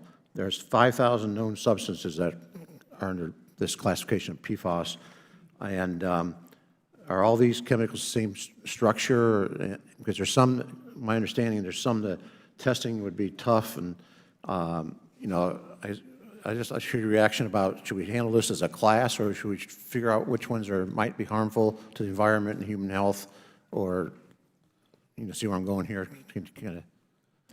Congressman, we don't believe all these chemicals are the same. That's why we support legislation to list PFOA and PFOS, and only those two as hazardous substances under CERCLA. That's further than the other companies here are willing to go today, but that's what we believe is correct. What we know about those chemicals is that they're biopersistent. That's enough to know that there's a clear concern for those chemicals within society at this point in time, and we feel for that reason that they should be regulated. On the larger class, we believe it's appropriate to have the EPA continue to gain information for us to drive science-based regulation once we have additional data on the larger class of chemicals. They can't all be looked at the same, but I think we know enough about those which are called C8s or extremely biopersistent to say that that's an appropriate action at this point in time. Now, with all these 5,000 different compounds, how's the interaction between the companies and the EPA? How's that interaction work to develop the science-based and get the real facts of what's going on, what compounds might be harmful and what ones might not be? Anybody can answer, all three of you, whoever wants to. Congressman, I'd be happy to address that question. As we've worked with the EPA over many, many years and many administrations, we have engaged on a scientist-to-scientist basis. And that work has continued to share the studies we have, the body of evidence in the public domain, as well as the work conducted by our own EPA to do risk assessments as part of the process for setting a nationwide science-based standard. That work has continued. We appreciate and support the new action plan to do that in an expedited manner. We believe our country is best served to continue to allow the EPA to exercise that process and not to proceed with a hazardous designation under CERCLA unless it is decided by the EPA through their normal process, sir. Okay. Go ahead, Mr. Kirsch. Yeah, Congressman, we agree that the class or the 5,000 substances that represent PFAS are not all the same. They vary in their uses from the pharmaceutical industry through aviation, as I mentioned earlier, and automotives. So regulating them as an entire class, we believe, would be a mistake. To the question about how we work with different regulatory bodies, we've spent time, and we are spending time even in the present with different congressional bodies, both in the House and the Senate, as well with the EPA and with the state of North Carolina, as a result of the efforts that we put in place there. Okay, well, I think, like I said earlier, we need to make sure that we're protecting the environment and human health, but at the same token, make sure we're not throwing the baby out with the bathwater. And I don't think a lot of people realize that there's this many thousands of compounds under this general classification, so we have to be careful how we handle that, Mr. Chairman. And I think that's a prudent point, because a lot of these compounds are actually, I think, beneficial, and we need to figure out the ones that aren't. That's where the science comes in. I know somebody made a comment about science as an excuse, and I don't think that's true. I think we need to get the facts and do what's right for everybody, so I'll yield back. Thank you. Thank you. Chair now recognizes Representative Kildee. You're up. First of all, thank you, Mr. Chairman, for allowing me to participate in this hearing, and thank you especially for your leadership on this question and for holding what has been, I think, a very informative series of hearings. I'm not going to be redundant by asking some of the same questions, and I'd like to make a bit of a statement, but I want to clarify something before I move forward. Mr. Roberts, could you reiterate what you said about what compounds should, in your opinion, or the opinion of your company, should be regulated under CERCLA? Sure. For us, the compounds of PFOA and PFOS, which are the two C8 chemistries which are considered long chain. They are the chemistries which we recognize as being highly biopersistent, meaning they have half-lives that can be greater than a year. Because of that connection to biopersistence, that's the reason why we believe that those are the chemicals that should be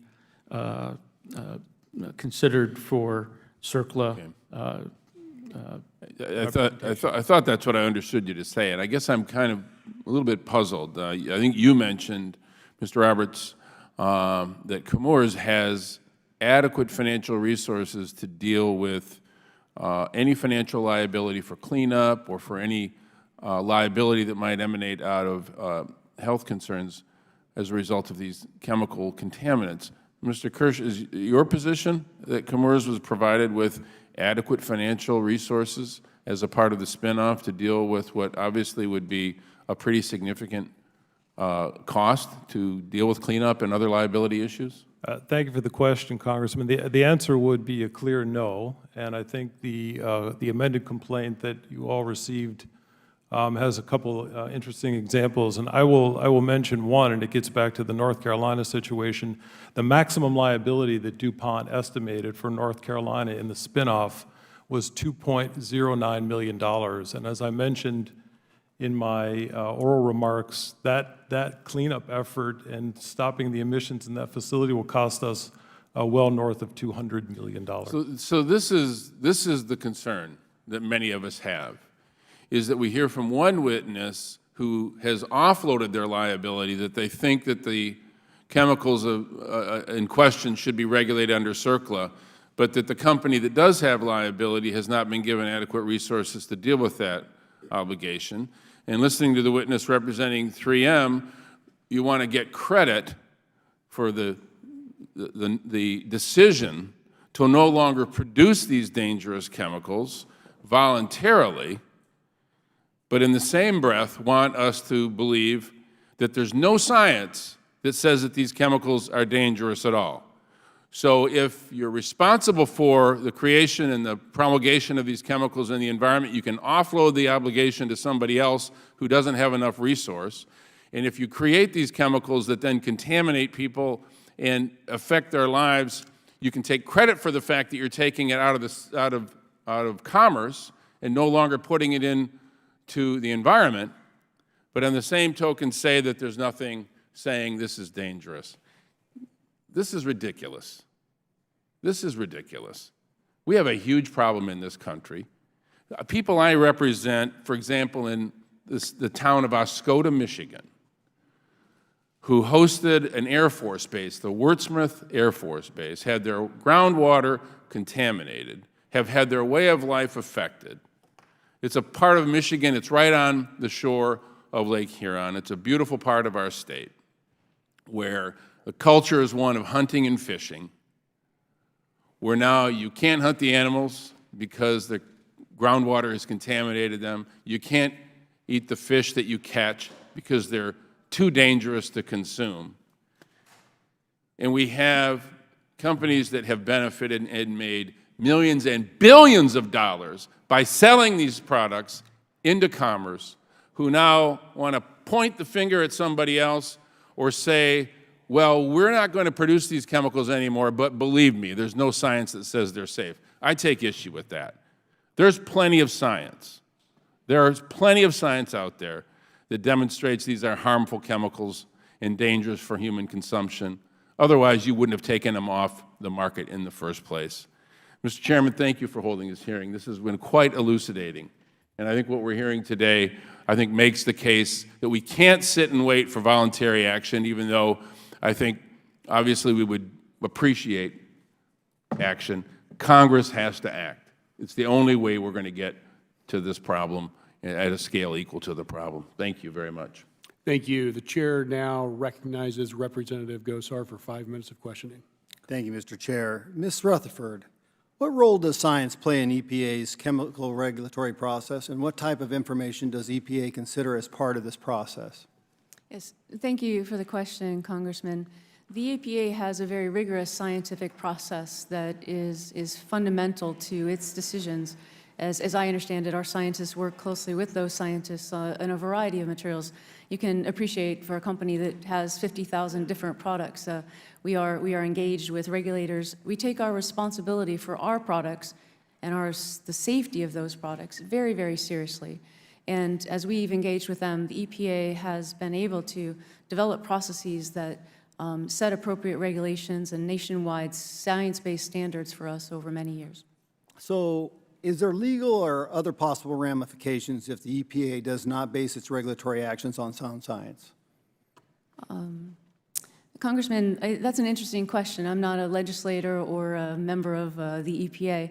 Our concern would be that our actions speak for ourselves. We've been engaged with our communities in remediation at our own manufacturing facilities and dealing with these issues over years. It has resulted in remediation, improving water quality in our communities. The blood levels in the Americans has dropped by more than 70%. Actions speak louder than words. We're concerned that should legislative action result in a lot more conversation and arguments, it would prevent us from taking action in the communities and improving water quality.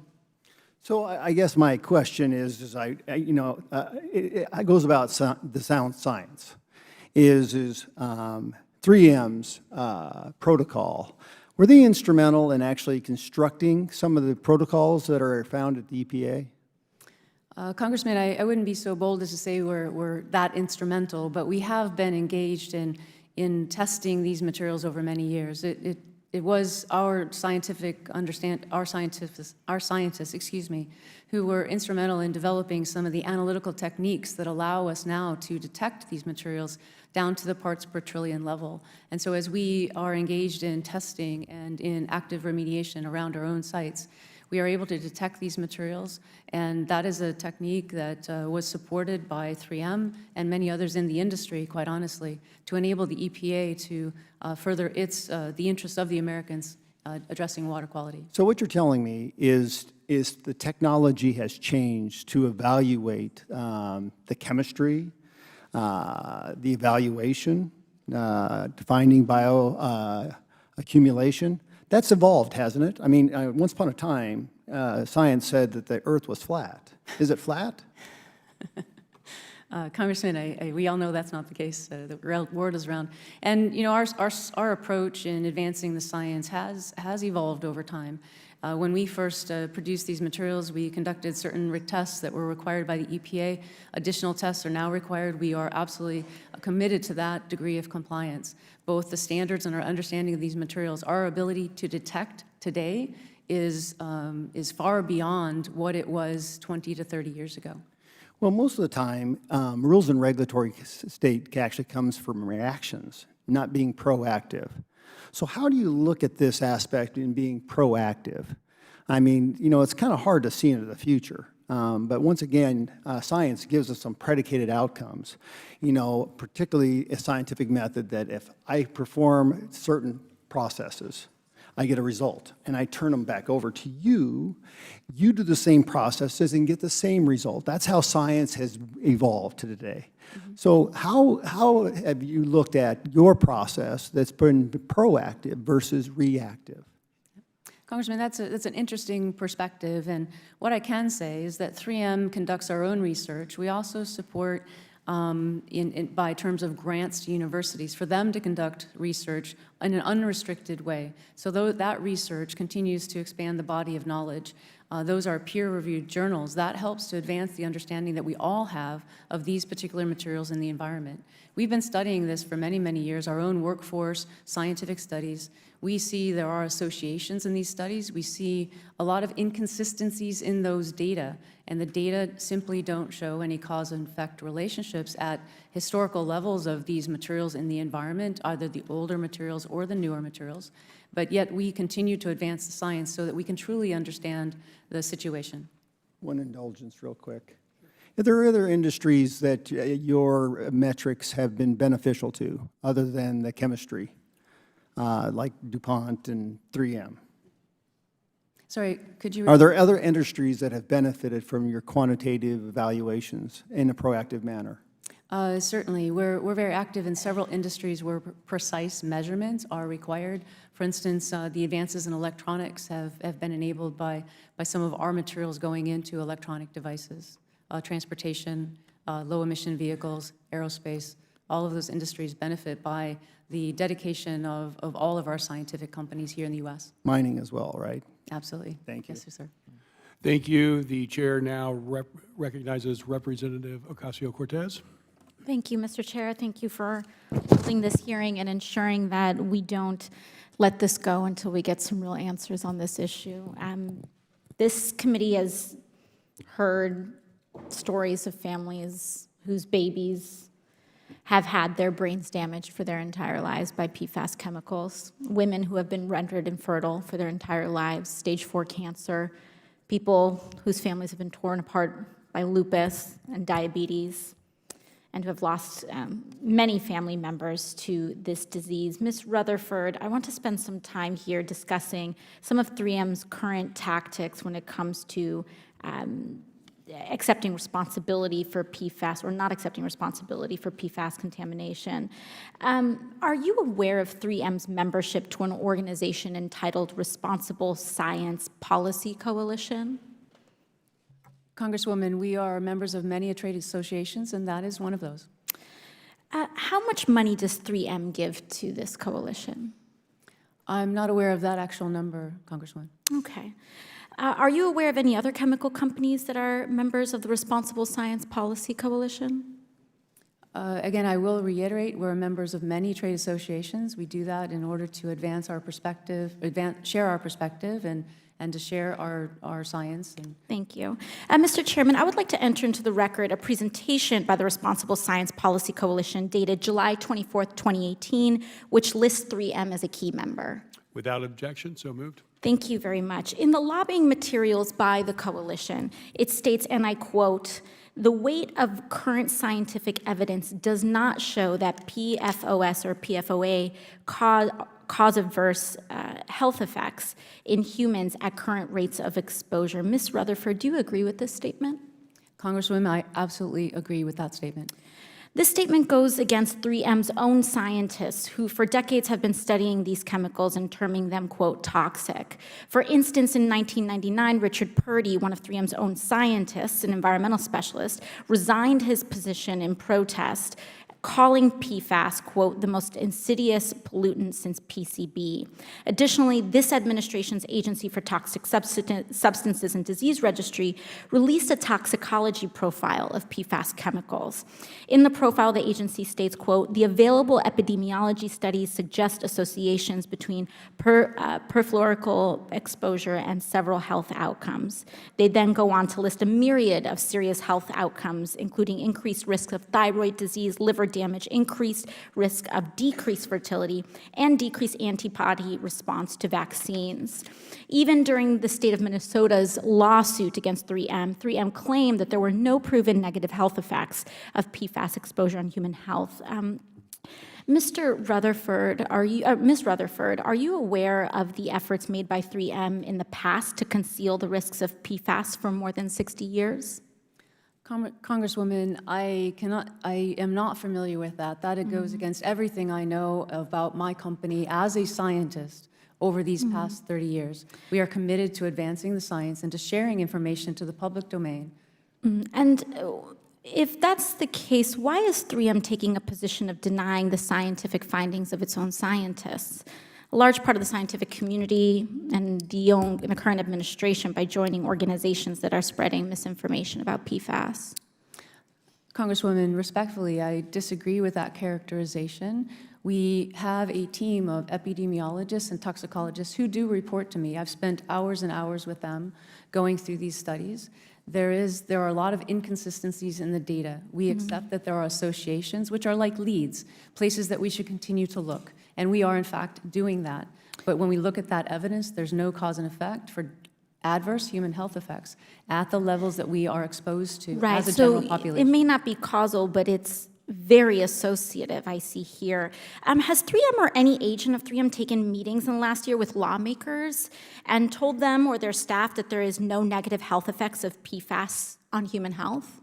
Congresswoman, we have a very active team of representatives here working with policymakers to share information. We are very transparent about that. We do that. We report and register all of our representatives. But is that information, has 3M or an agent of 3M told lawmakers that there is no negative health effects to PFAS? We have shared with legislators, policymakers, Congresswomen, the same statement that you have repeated back to me, that the weight of scientific evidence shows no adverse human health effects at current or former levels. So 3M is telling lawmakers to not be concerned about this? No, we are saying that we should be concerned. We do request additional studies, but what we can say is we've been studying our own workforce for more than 40 years. These are people who had occupational exposure at much higher levels than the general population. We do not see, looking at the scientific evidence of our own workforce, adverse human health effects. And has this point ever been communicated to senior officials of the Trump administration? I am not aware of that, Congresswoman. We have been working with regulators and policymakers. Thank you very much. Thank you. The chair now recognizes Representative Keller for 5 minutes of questions. Thank you, Mr. Chair. I'm glad to be here today to learn more about the effects of PFAS, and it's all our concern that we have a healthy community, healthy water, and a healthy environment.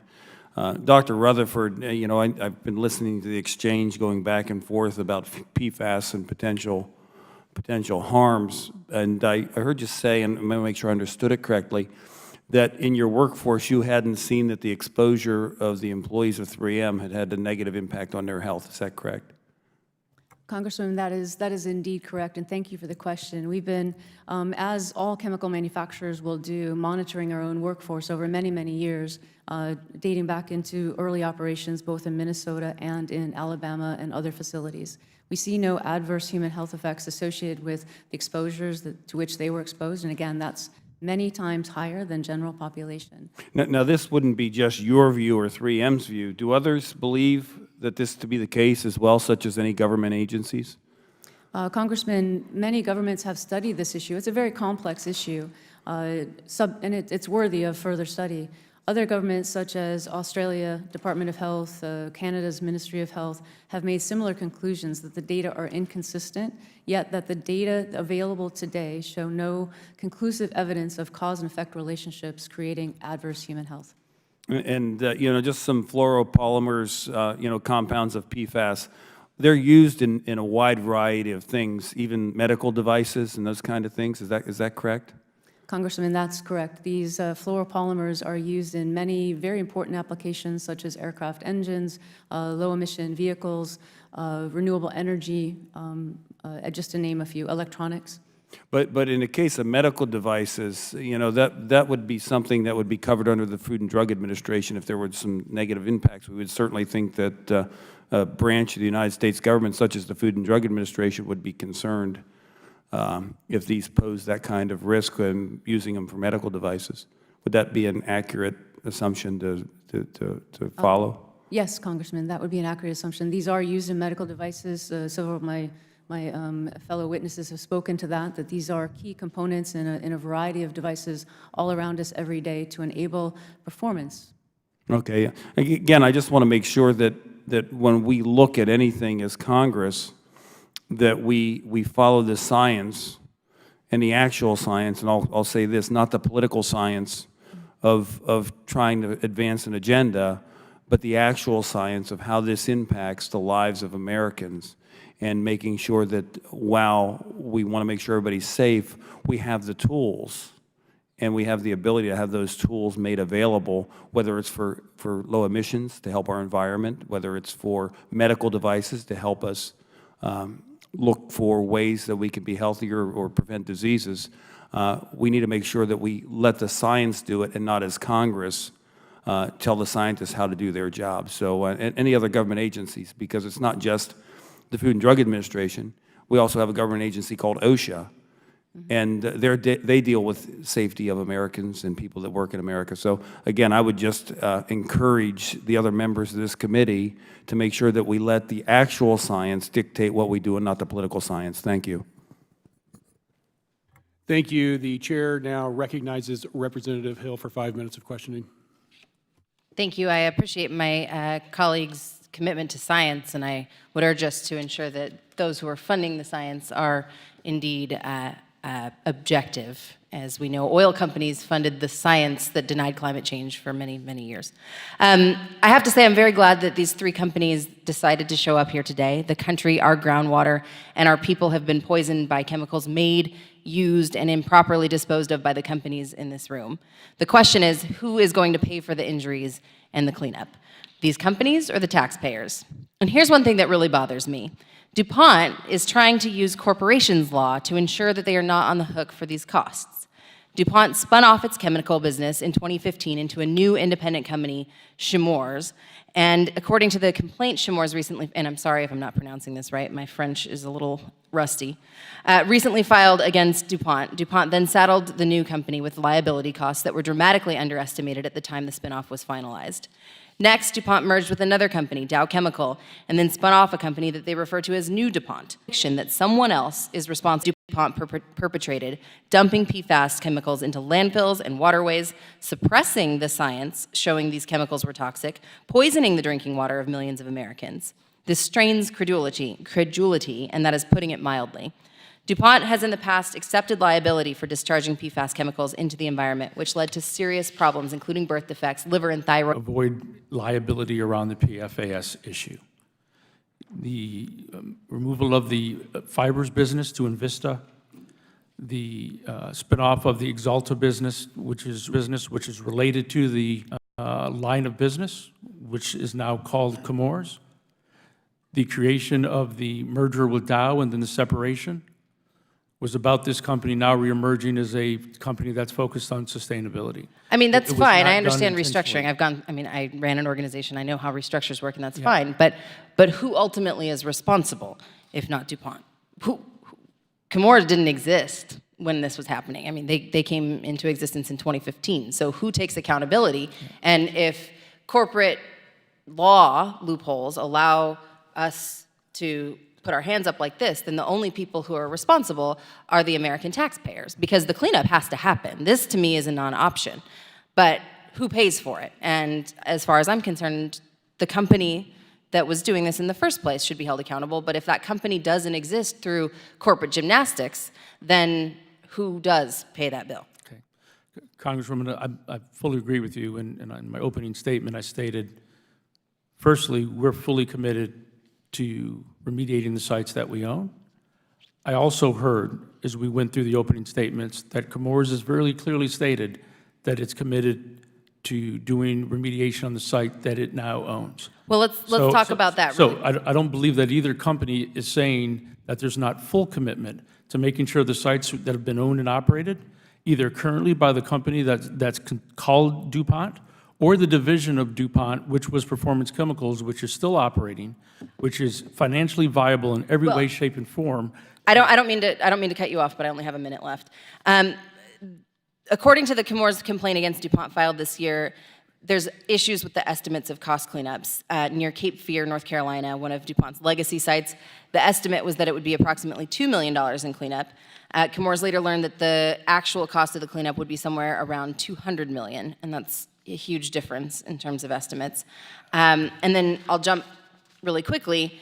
I guess what it boils down to is that if Chemours doesn't have the money to pay the victims for all their injuries and to clean up all the contamination, then what happens? Is it DuPont's argument that taxpayers should pay and not DuPont? Who's responsible? Congresswoman, we don't believe the taxpayers should pay.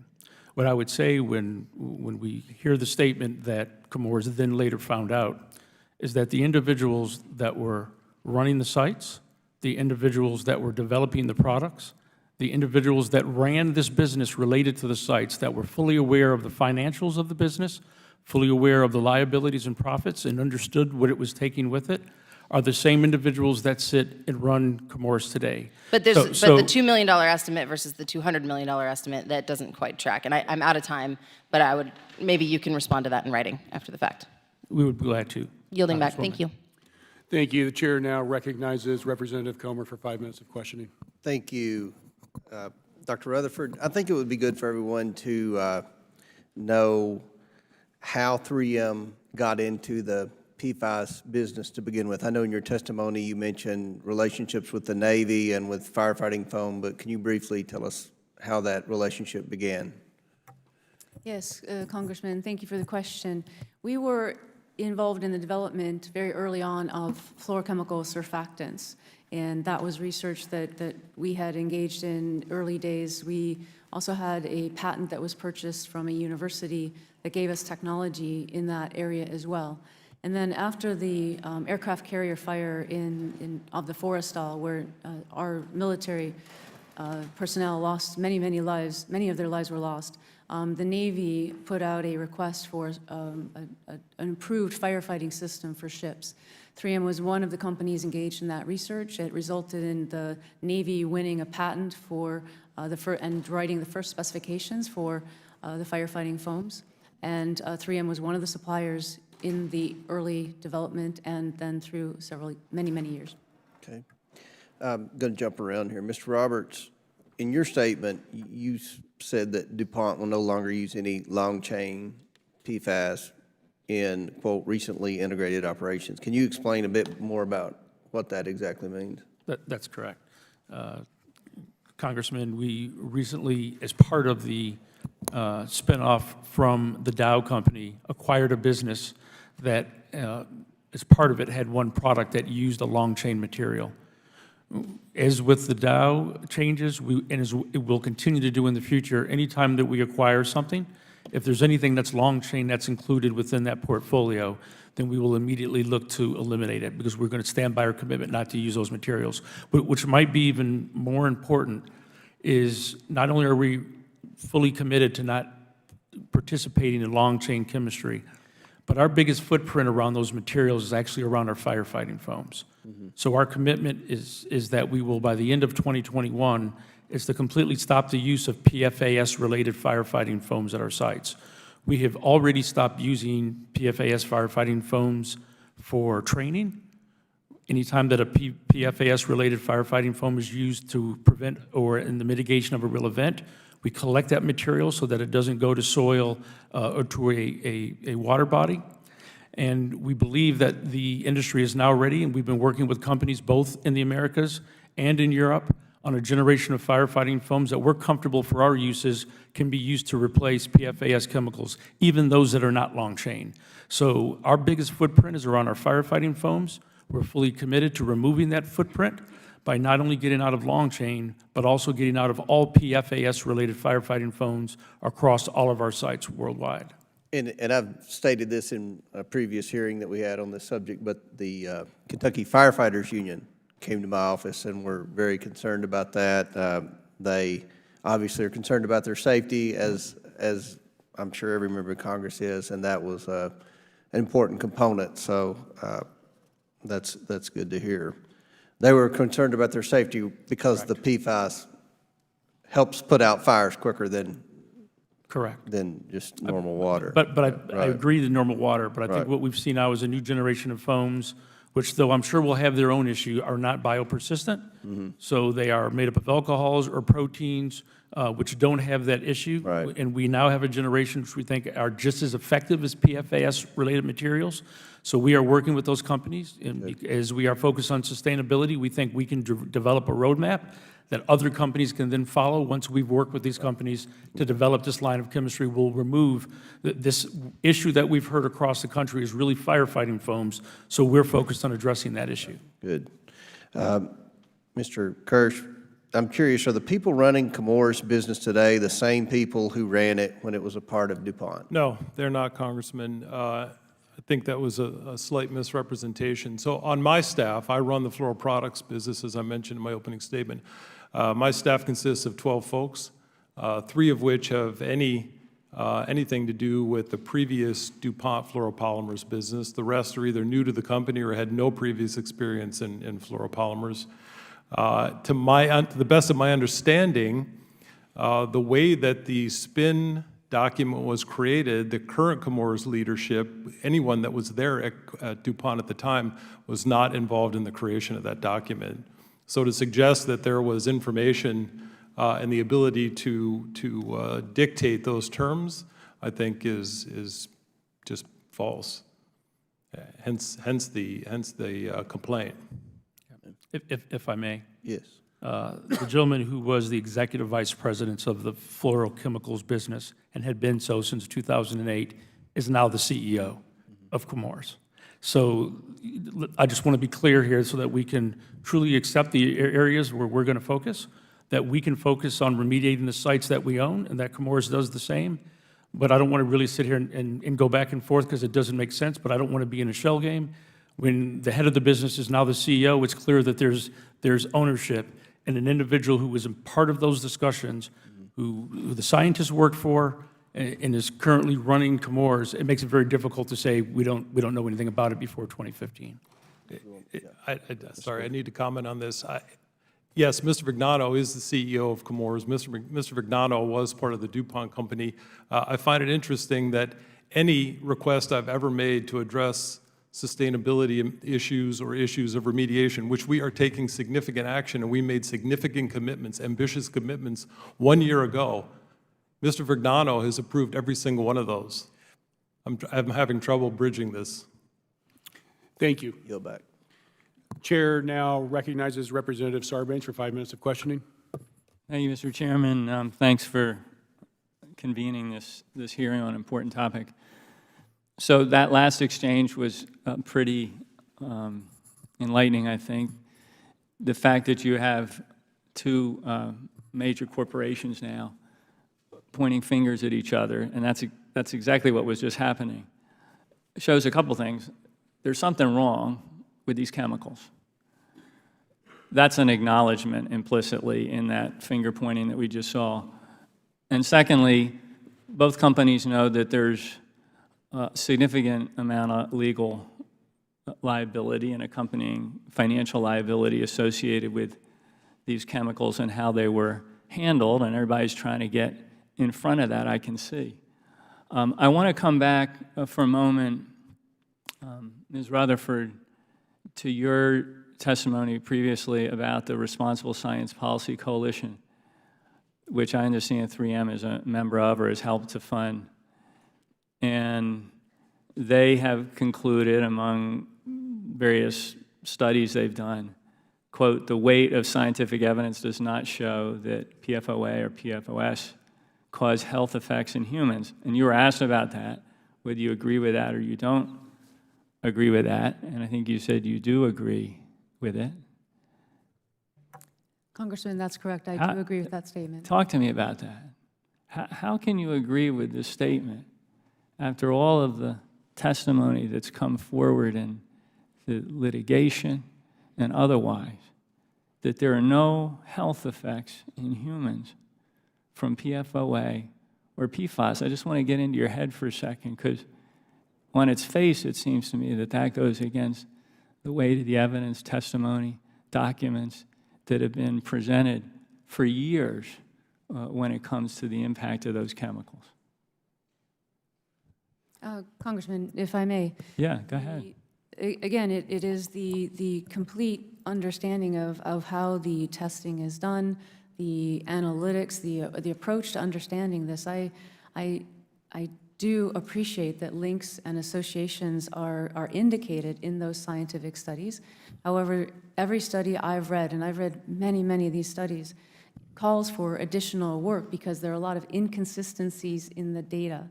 Establishing a human health impact is a very complex thing.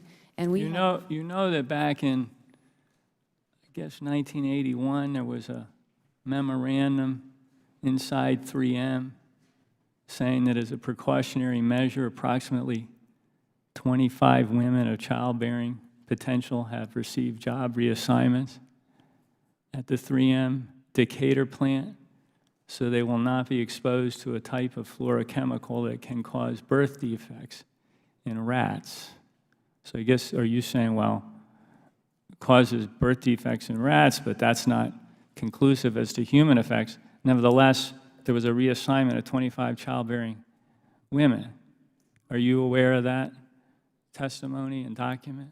Congressman, I am indeed aware of that testimony and that study. What I'd like to share with you is I felt that that was a measure of very strong responsibility on our part. There was a study conducted in which we observed some of these birth defects. What we found also, though, is that this was an inaccurate study. The way the fetus was dissected, was not repeatable. We shared these information with the EPA, and the way we discovered that, Congressman, is that it showed up in the control group. The same issue that was found in the exposed population of the animals showed up in the control group with no exposure. So that showed and something else. So on the one hand, I mean, I get your point here. You're trying to put a context around that particular information, and that's fair to a point. But there's a lot of other information and evidence that has come forward, which really belies the statement and the conclusion that was reached by this Responsible Science Policy Coalition, which, as far as I can tell, is just a whitewash operation. I mean, it's sort of, you know, everybody's going to be okay coalition, but I don't think that there's good science behind that from what we've seen. The fact of the matter is the chemical industry has a tremendous amount of power, influence, resources, and they have deployed that for decades against the interests of the average person out there. They've done it with lobbyists, they've done it with campaign contributions, they've done it by buying studies that then masquerade as science, and this continues to go on. We have a responsibility here to push back against that, and we're not going to give up until we've done that. I appreciate your coming here today, but this is the beginning of a continuing inquiry into the harmful effects of these chemicals. And with that, I yield back. Thank you. The chair now recognizes Representative Wasserman Schultz for 5 minutes of questioning. Thank you, Mr. Chairman. Last year, the Union of Concerned Scientists released a report detailing PFAS contamination at 131 military facilities across the United States. At 90% of these sites, PFAS concentration was 10 times higher than CDC's Agency for Toxic Substances and Disease Registry, ASTDR, risk levels, which itself is much lower than the EPA's current health advisory. 2/3 of these sites were at least 100 times the ASTDR risk level. I'd like the panel to consider this. At Patrick Air Force Base in Brevard County, Florida, PFAS contamination was found to be 4,338,000 parts per trillion. That's the level that was detected. That is 390,909 times the risk level. Many service members have developed cases of Hodgkin's lymphoma and other cancers. These chemicals were used at about 400 U.S. military installations, as we've discussed here today. Ms. Rutherford, what are 3M's plans for compensating service members and veterans that were exposed to these chemicals, chemicals that your company had determined as harmful to human health? Thank you for the question, Congresswoman. As we transformed our own product portfolio and phased out of the chemicals that are part of AFFF, we discontinued that product. We have, nevertheless, continued to work with the Department of Defense to understand the safe use of these materials and the remediation. The remediation needs around these bases do need to be addressed. Remediation is not what I'm asking you about. What I'm asking you about is what plans do you have to compensate service members and veterans that were exposed to these chemicals that you were aware were harmful to human health? Again, Congresswoman, the studies we have do not indicate at the levels of exposure in the environment in the past or today that adverse human health effects exist. We are, however, continuing our studies, and we will work proactively with scientific bodies. It's not only me, Congresswoman, it is a lot of other government agencies, our own ATSDR, Australia, Canada, Germany. The weight of scientific evidence is there. We do agree additional study is required. I'm sorry, that's just not, that doesn't conform with what information I know that we've been given about 3M's awareness of the harmful effects of these chemicals. You began working with the Navy on developing your firefighting form in the 60s. At what point did you convey the research that you had done and the knowledge of the product's harmful effects to DOD? My understanding is that you do and were and withheld information about its harmful effects, and I want to know if you ever advised DOD that it should stop the use of the foam based on that awareness. As Congresswoman, as we became aware of the potential of bioaccumulation of some of the materials of these foams, that communication did indeed happen. So we've been proactive in sharing that information, the risk of bioaccumulation, and that's why we phased out of those two particular materials at the time, more than 20 years ago. These chemicals have been significantly contaminating our servicemen and servicewomen, yet DuPont worried in its 2009 SEC annual filings that approximately, and this is a quote, $1 billion of 2009 revenues could be affected by any such regulation or prohibition of PFOA. While the company stated in the same report, DuPont believes that PFOA exposure does not pose a health risk to the general public. Did DuPont care more about its bottom line than about our men and women serving in the armed forces? And why have your companies, all of your companies, been fighting against additional regulation of PFAS chemicals, even though our service members who have come into contact with firefighting foam or tainted groundwater are suffering from illness? Congresswoman, first of all, as I stated in my opening, we're not here standing in the way of regulation. We support very clearly the line items that are included as part of the NDAA. So we're here to be cooperative. We're here to support, I think, the things that this Congress is talking about and understanding what type of legislation would really help to drive this situation in the right direction. So to start there, clearly requiring the EPA to set a national primary drinking water regulation for PFAS under the Safe Drinking Water Act within 2 years is something that we're here to support, as well as other line items under the NDAA. I'm glad that you have taken this position now, but that was clearly not your position previously. Previously, your company did oppose regulation of these chemicals and maintained that you would lose $1 billion of revenue in 2009 if there was any such regulation, and kept the information about its harmful effects from the public. Isn't that correct? I don't know that to be the case, Congresswoman. Well, I'm reading to you from words that were put out by your own company in a report. Okay. What I can tell you is what we believe today. What I can tell you is that we're here to support in a proactive way legislation that we think will drive this situation in the right direction. Does DuPont have plans to compensate people who have, service members who have been harmed by exposure to these chemicals?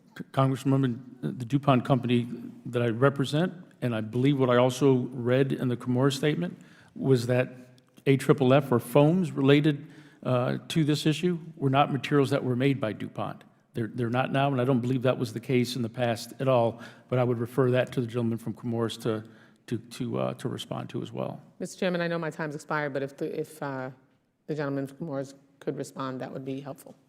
Yes, thank you, Congresswoman. Comores has never manufactured, sold, or formulated firefighting foams. I believe the issue at question is specifically around PFOS and PFOA. Neither one of those Comores has ever used. So at this point, I'm not sure what else I could possibly add to the conversation. Are any of your companies that were responsible for using any of these chemicals that firefighters and military service members were exposed to planning any type of compensation to harmed victims? That's a question for all three of you. At this point, the DuPont company is focused on cleaning up and remediating the sites which we operate. That's our focus, as well as reducing the amount of firefighting foam that we use in our sites. But that's the limit of where we're focused at this time. So no. We are focused on what we what's yes within or no. our control. Yes or no? We'll continue to focus on what's within our control. That's not a yes or no answer. Yes or no? Are you planning at any point at compensating people who have been harmed by your company's chemicals? Congresswoman, you're speaking specifically to I'm speaking armed specifically forces around the world? to this issue specifically. Yes. We are focused on working through Okay, the other two remediating people, our if you sites. could answer, please. Yes. The answer is no. Let the record reflect that the gentleman essentially said, no, there are no plans. Again, we have not been involved in PFOA or PFOS, which I think are So your answer is also no. Correct. Congresswoman, we have been actively engaged in our communities over many, many years conducting remediation Yes or no? and studies. Are there any plans that 3M has to compensate victims who have been damaged by your chemicals? I will reiterate my statement, Congresswoman, that our evidence does not indicate that that adverse human health effects were caused by these foams. That's not- Nevertheless, we're actively engaged with the DOD. That's not actually accurate in terms of the documents and the information that has been provided to the committee and to the military. Thank you. I yield back the balance of my time. Thank you. The chair now recognizes myself for a line of questioning. Let me start with Mr. Roberts. I thought your comment that the spin out of Chemours had nothing to do with reducing the liability of DuPont was patently false. We know that boards and executive management teams often spend time trying to figure out how to reduce liabilities, and I'm quite certain that DuPont, with its in-house attorneys and experts, figured out the best way to reduce the liability here was to spin it out to Chemours. And that leads me to you, Mr. Kirsch. How much money was given to Chemours when it was started and spun out to address these liabilities? Mr. Chairman, I don't have the exact figure in my head in terms of what the accrual would be. I mentioned the North Carolina case, the $2 million max liability. I'm talking when you were spun out. Were you given a basket of assets to address the studies that DuPont had done to ascertain the potential liability they were going to have? Were you given money to address it?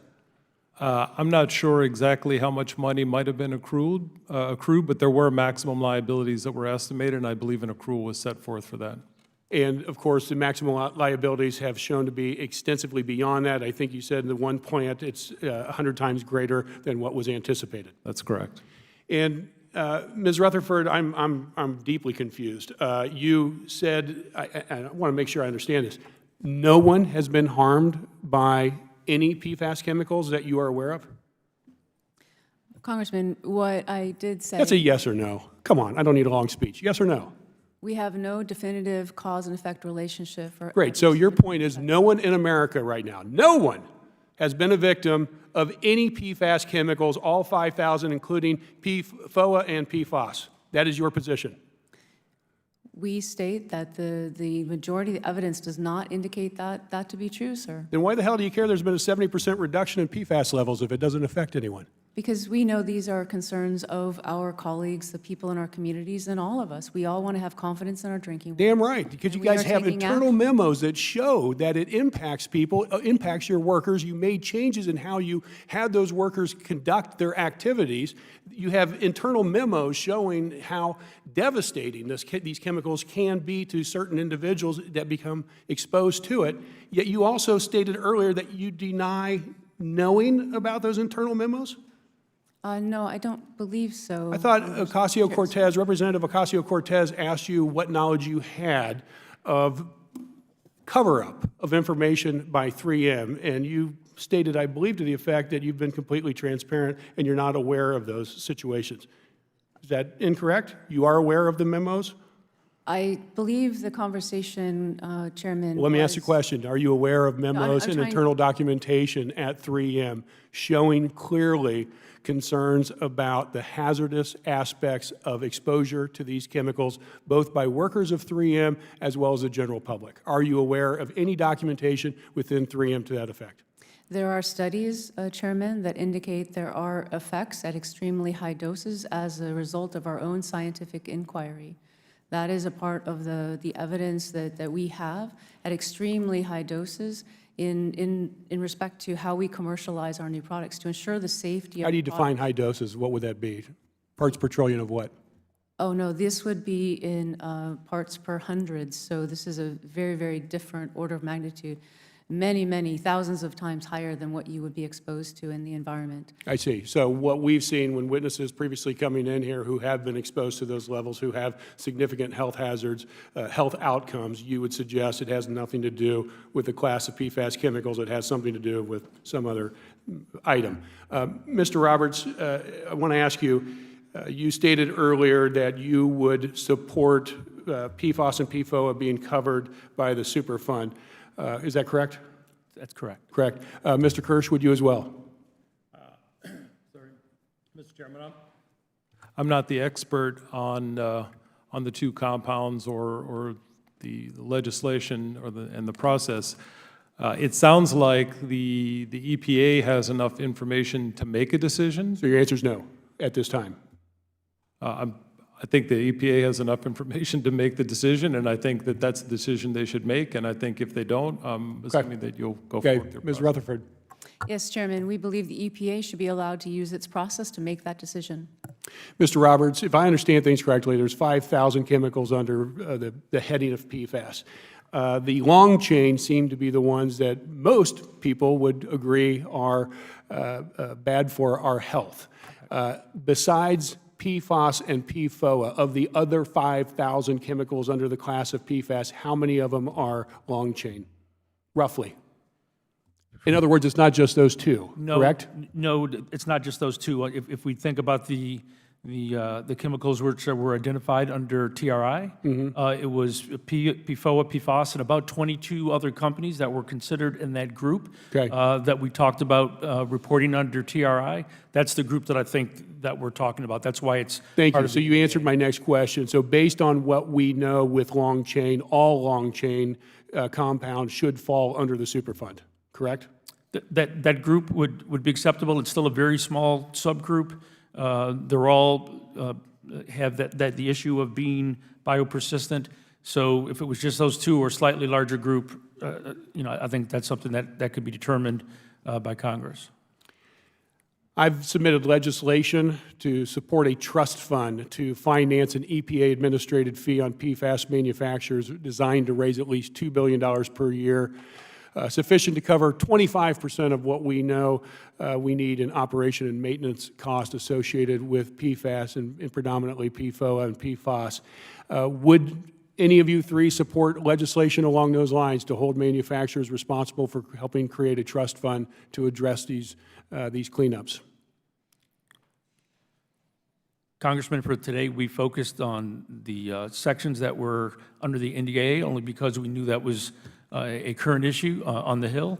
But we'd be more than happy to follow up with your office to understand more and have a discussion on that. We'd be more than happy to have that discussion. Mr. Kirsch? Mr. Chairman, we're spending tremendous amounts of money to virtually eliminate the emissions of PFAS from all of our facilities, tremendous amounts of money. I guess I would also be inclined to work together with your office to understand better what this mechanism looked like. I also note that your lobbying efforts have also increased by 123%. I assume that's in an effort to address this issue in a way that is most satisfactory to Chemours? I honestly don't know what the lobbying budget is for the company. Ms. Rutherford? Yes, Chairman, we're very interested in being involved in additional testing and remediation discussions, and we'd be glad to work with your office to understand exactly that intent. Well, I'd like to thank all of you for coming in today. I know there's been some tough questions, and I'm a little frustrated because I do feel like there's a little bit of round robin here and an unwillingness to fully embrace the obligations that companies have to the trust of the American public when it comes to addressing matters of our health and our safety. Yet I also see some potential light, and I appreciate, Mr. Roberts, your commitment on behalf of DuPont to see some of these chemicals under PFAS be brought into the Superfund oversight.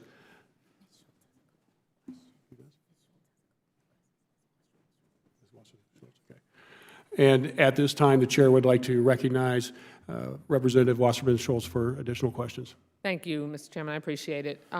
Referring back to PFAS being one of the biggest sources of contamination in the Department of Defense's use of PFAS-containing firefighting foam, the department has resisted cleaning up the contamination that it caused and argues that PFAS has not yet been designated a hazardous substance under the Superfund law. Making the Superfund designation would also free up EPA funding and other resources to help clean up civilian sites, critical to us addressing the remediation that you're referring to. Even former EPA Administrator Scott Pruitt said a year and a half ago that EPA would designate some PFAS chemicals to be hazardous substances under the Superfund law. But I know I don't have the confidence that EPA is going to propose a rule that takes that step, let alone finalize one. So to the panel, and I would like a straight yes or no answer, do you agree that legacy PFAS chemicals like PFOA and PFOS should be designated as hazardous substances under the Superfund law. Ms. Rutherford? Congresswoman, we do not believe that is the case. The EPA should make the no. designation. No. At this time, based on the science, we're not policymakers, ma'am. We cannot make that assessment for the United States. No. It's up to the EPA. Yes But or no? No. Okay, thank you.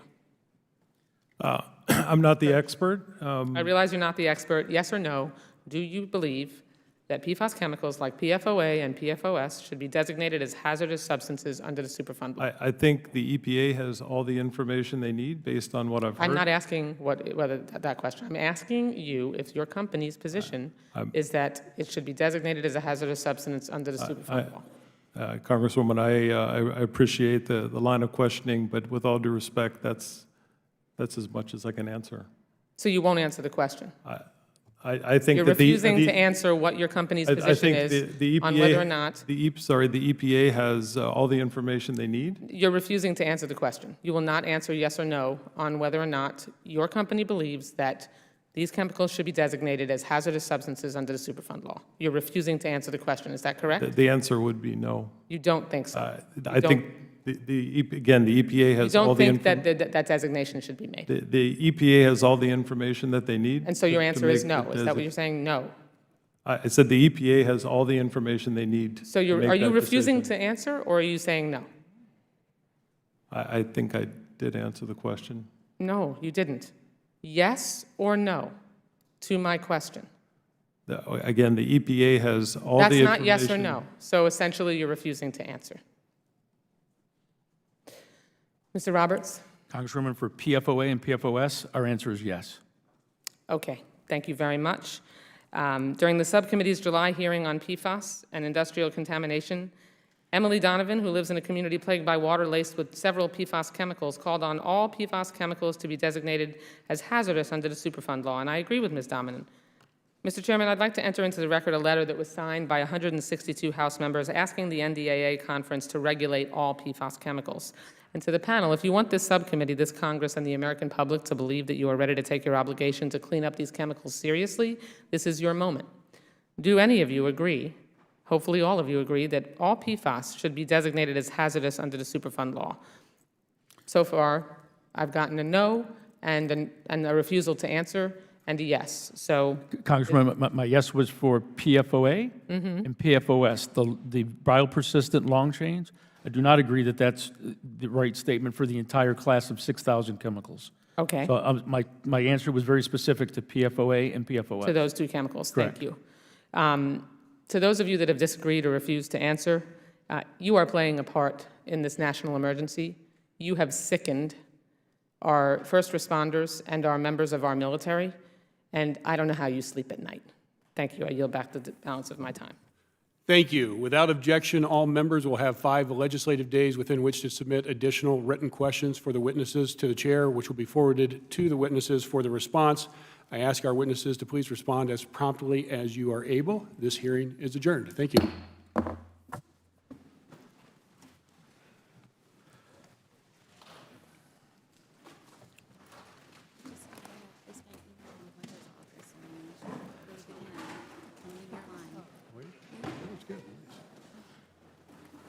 Hi, how are you? Suzanne with who?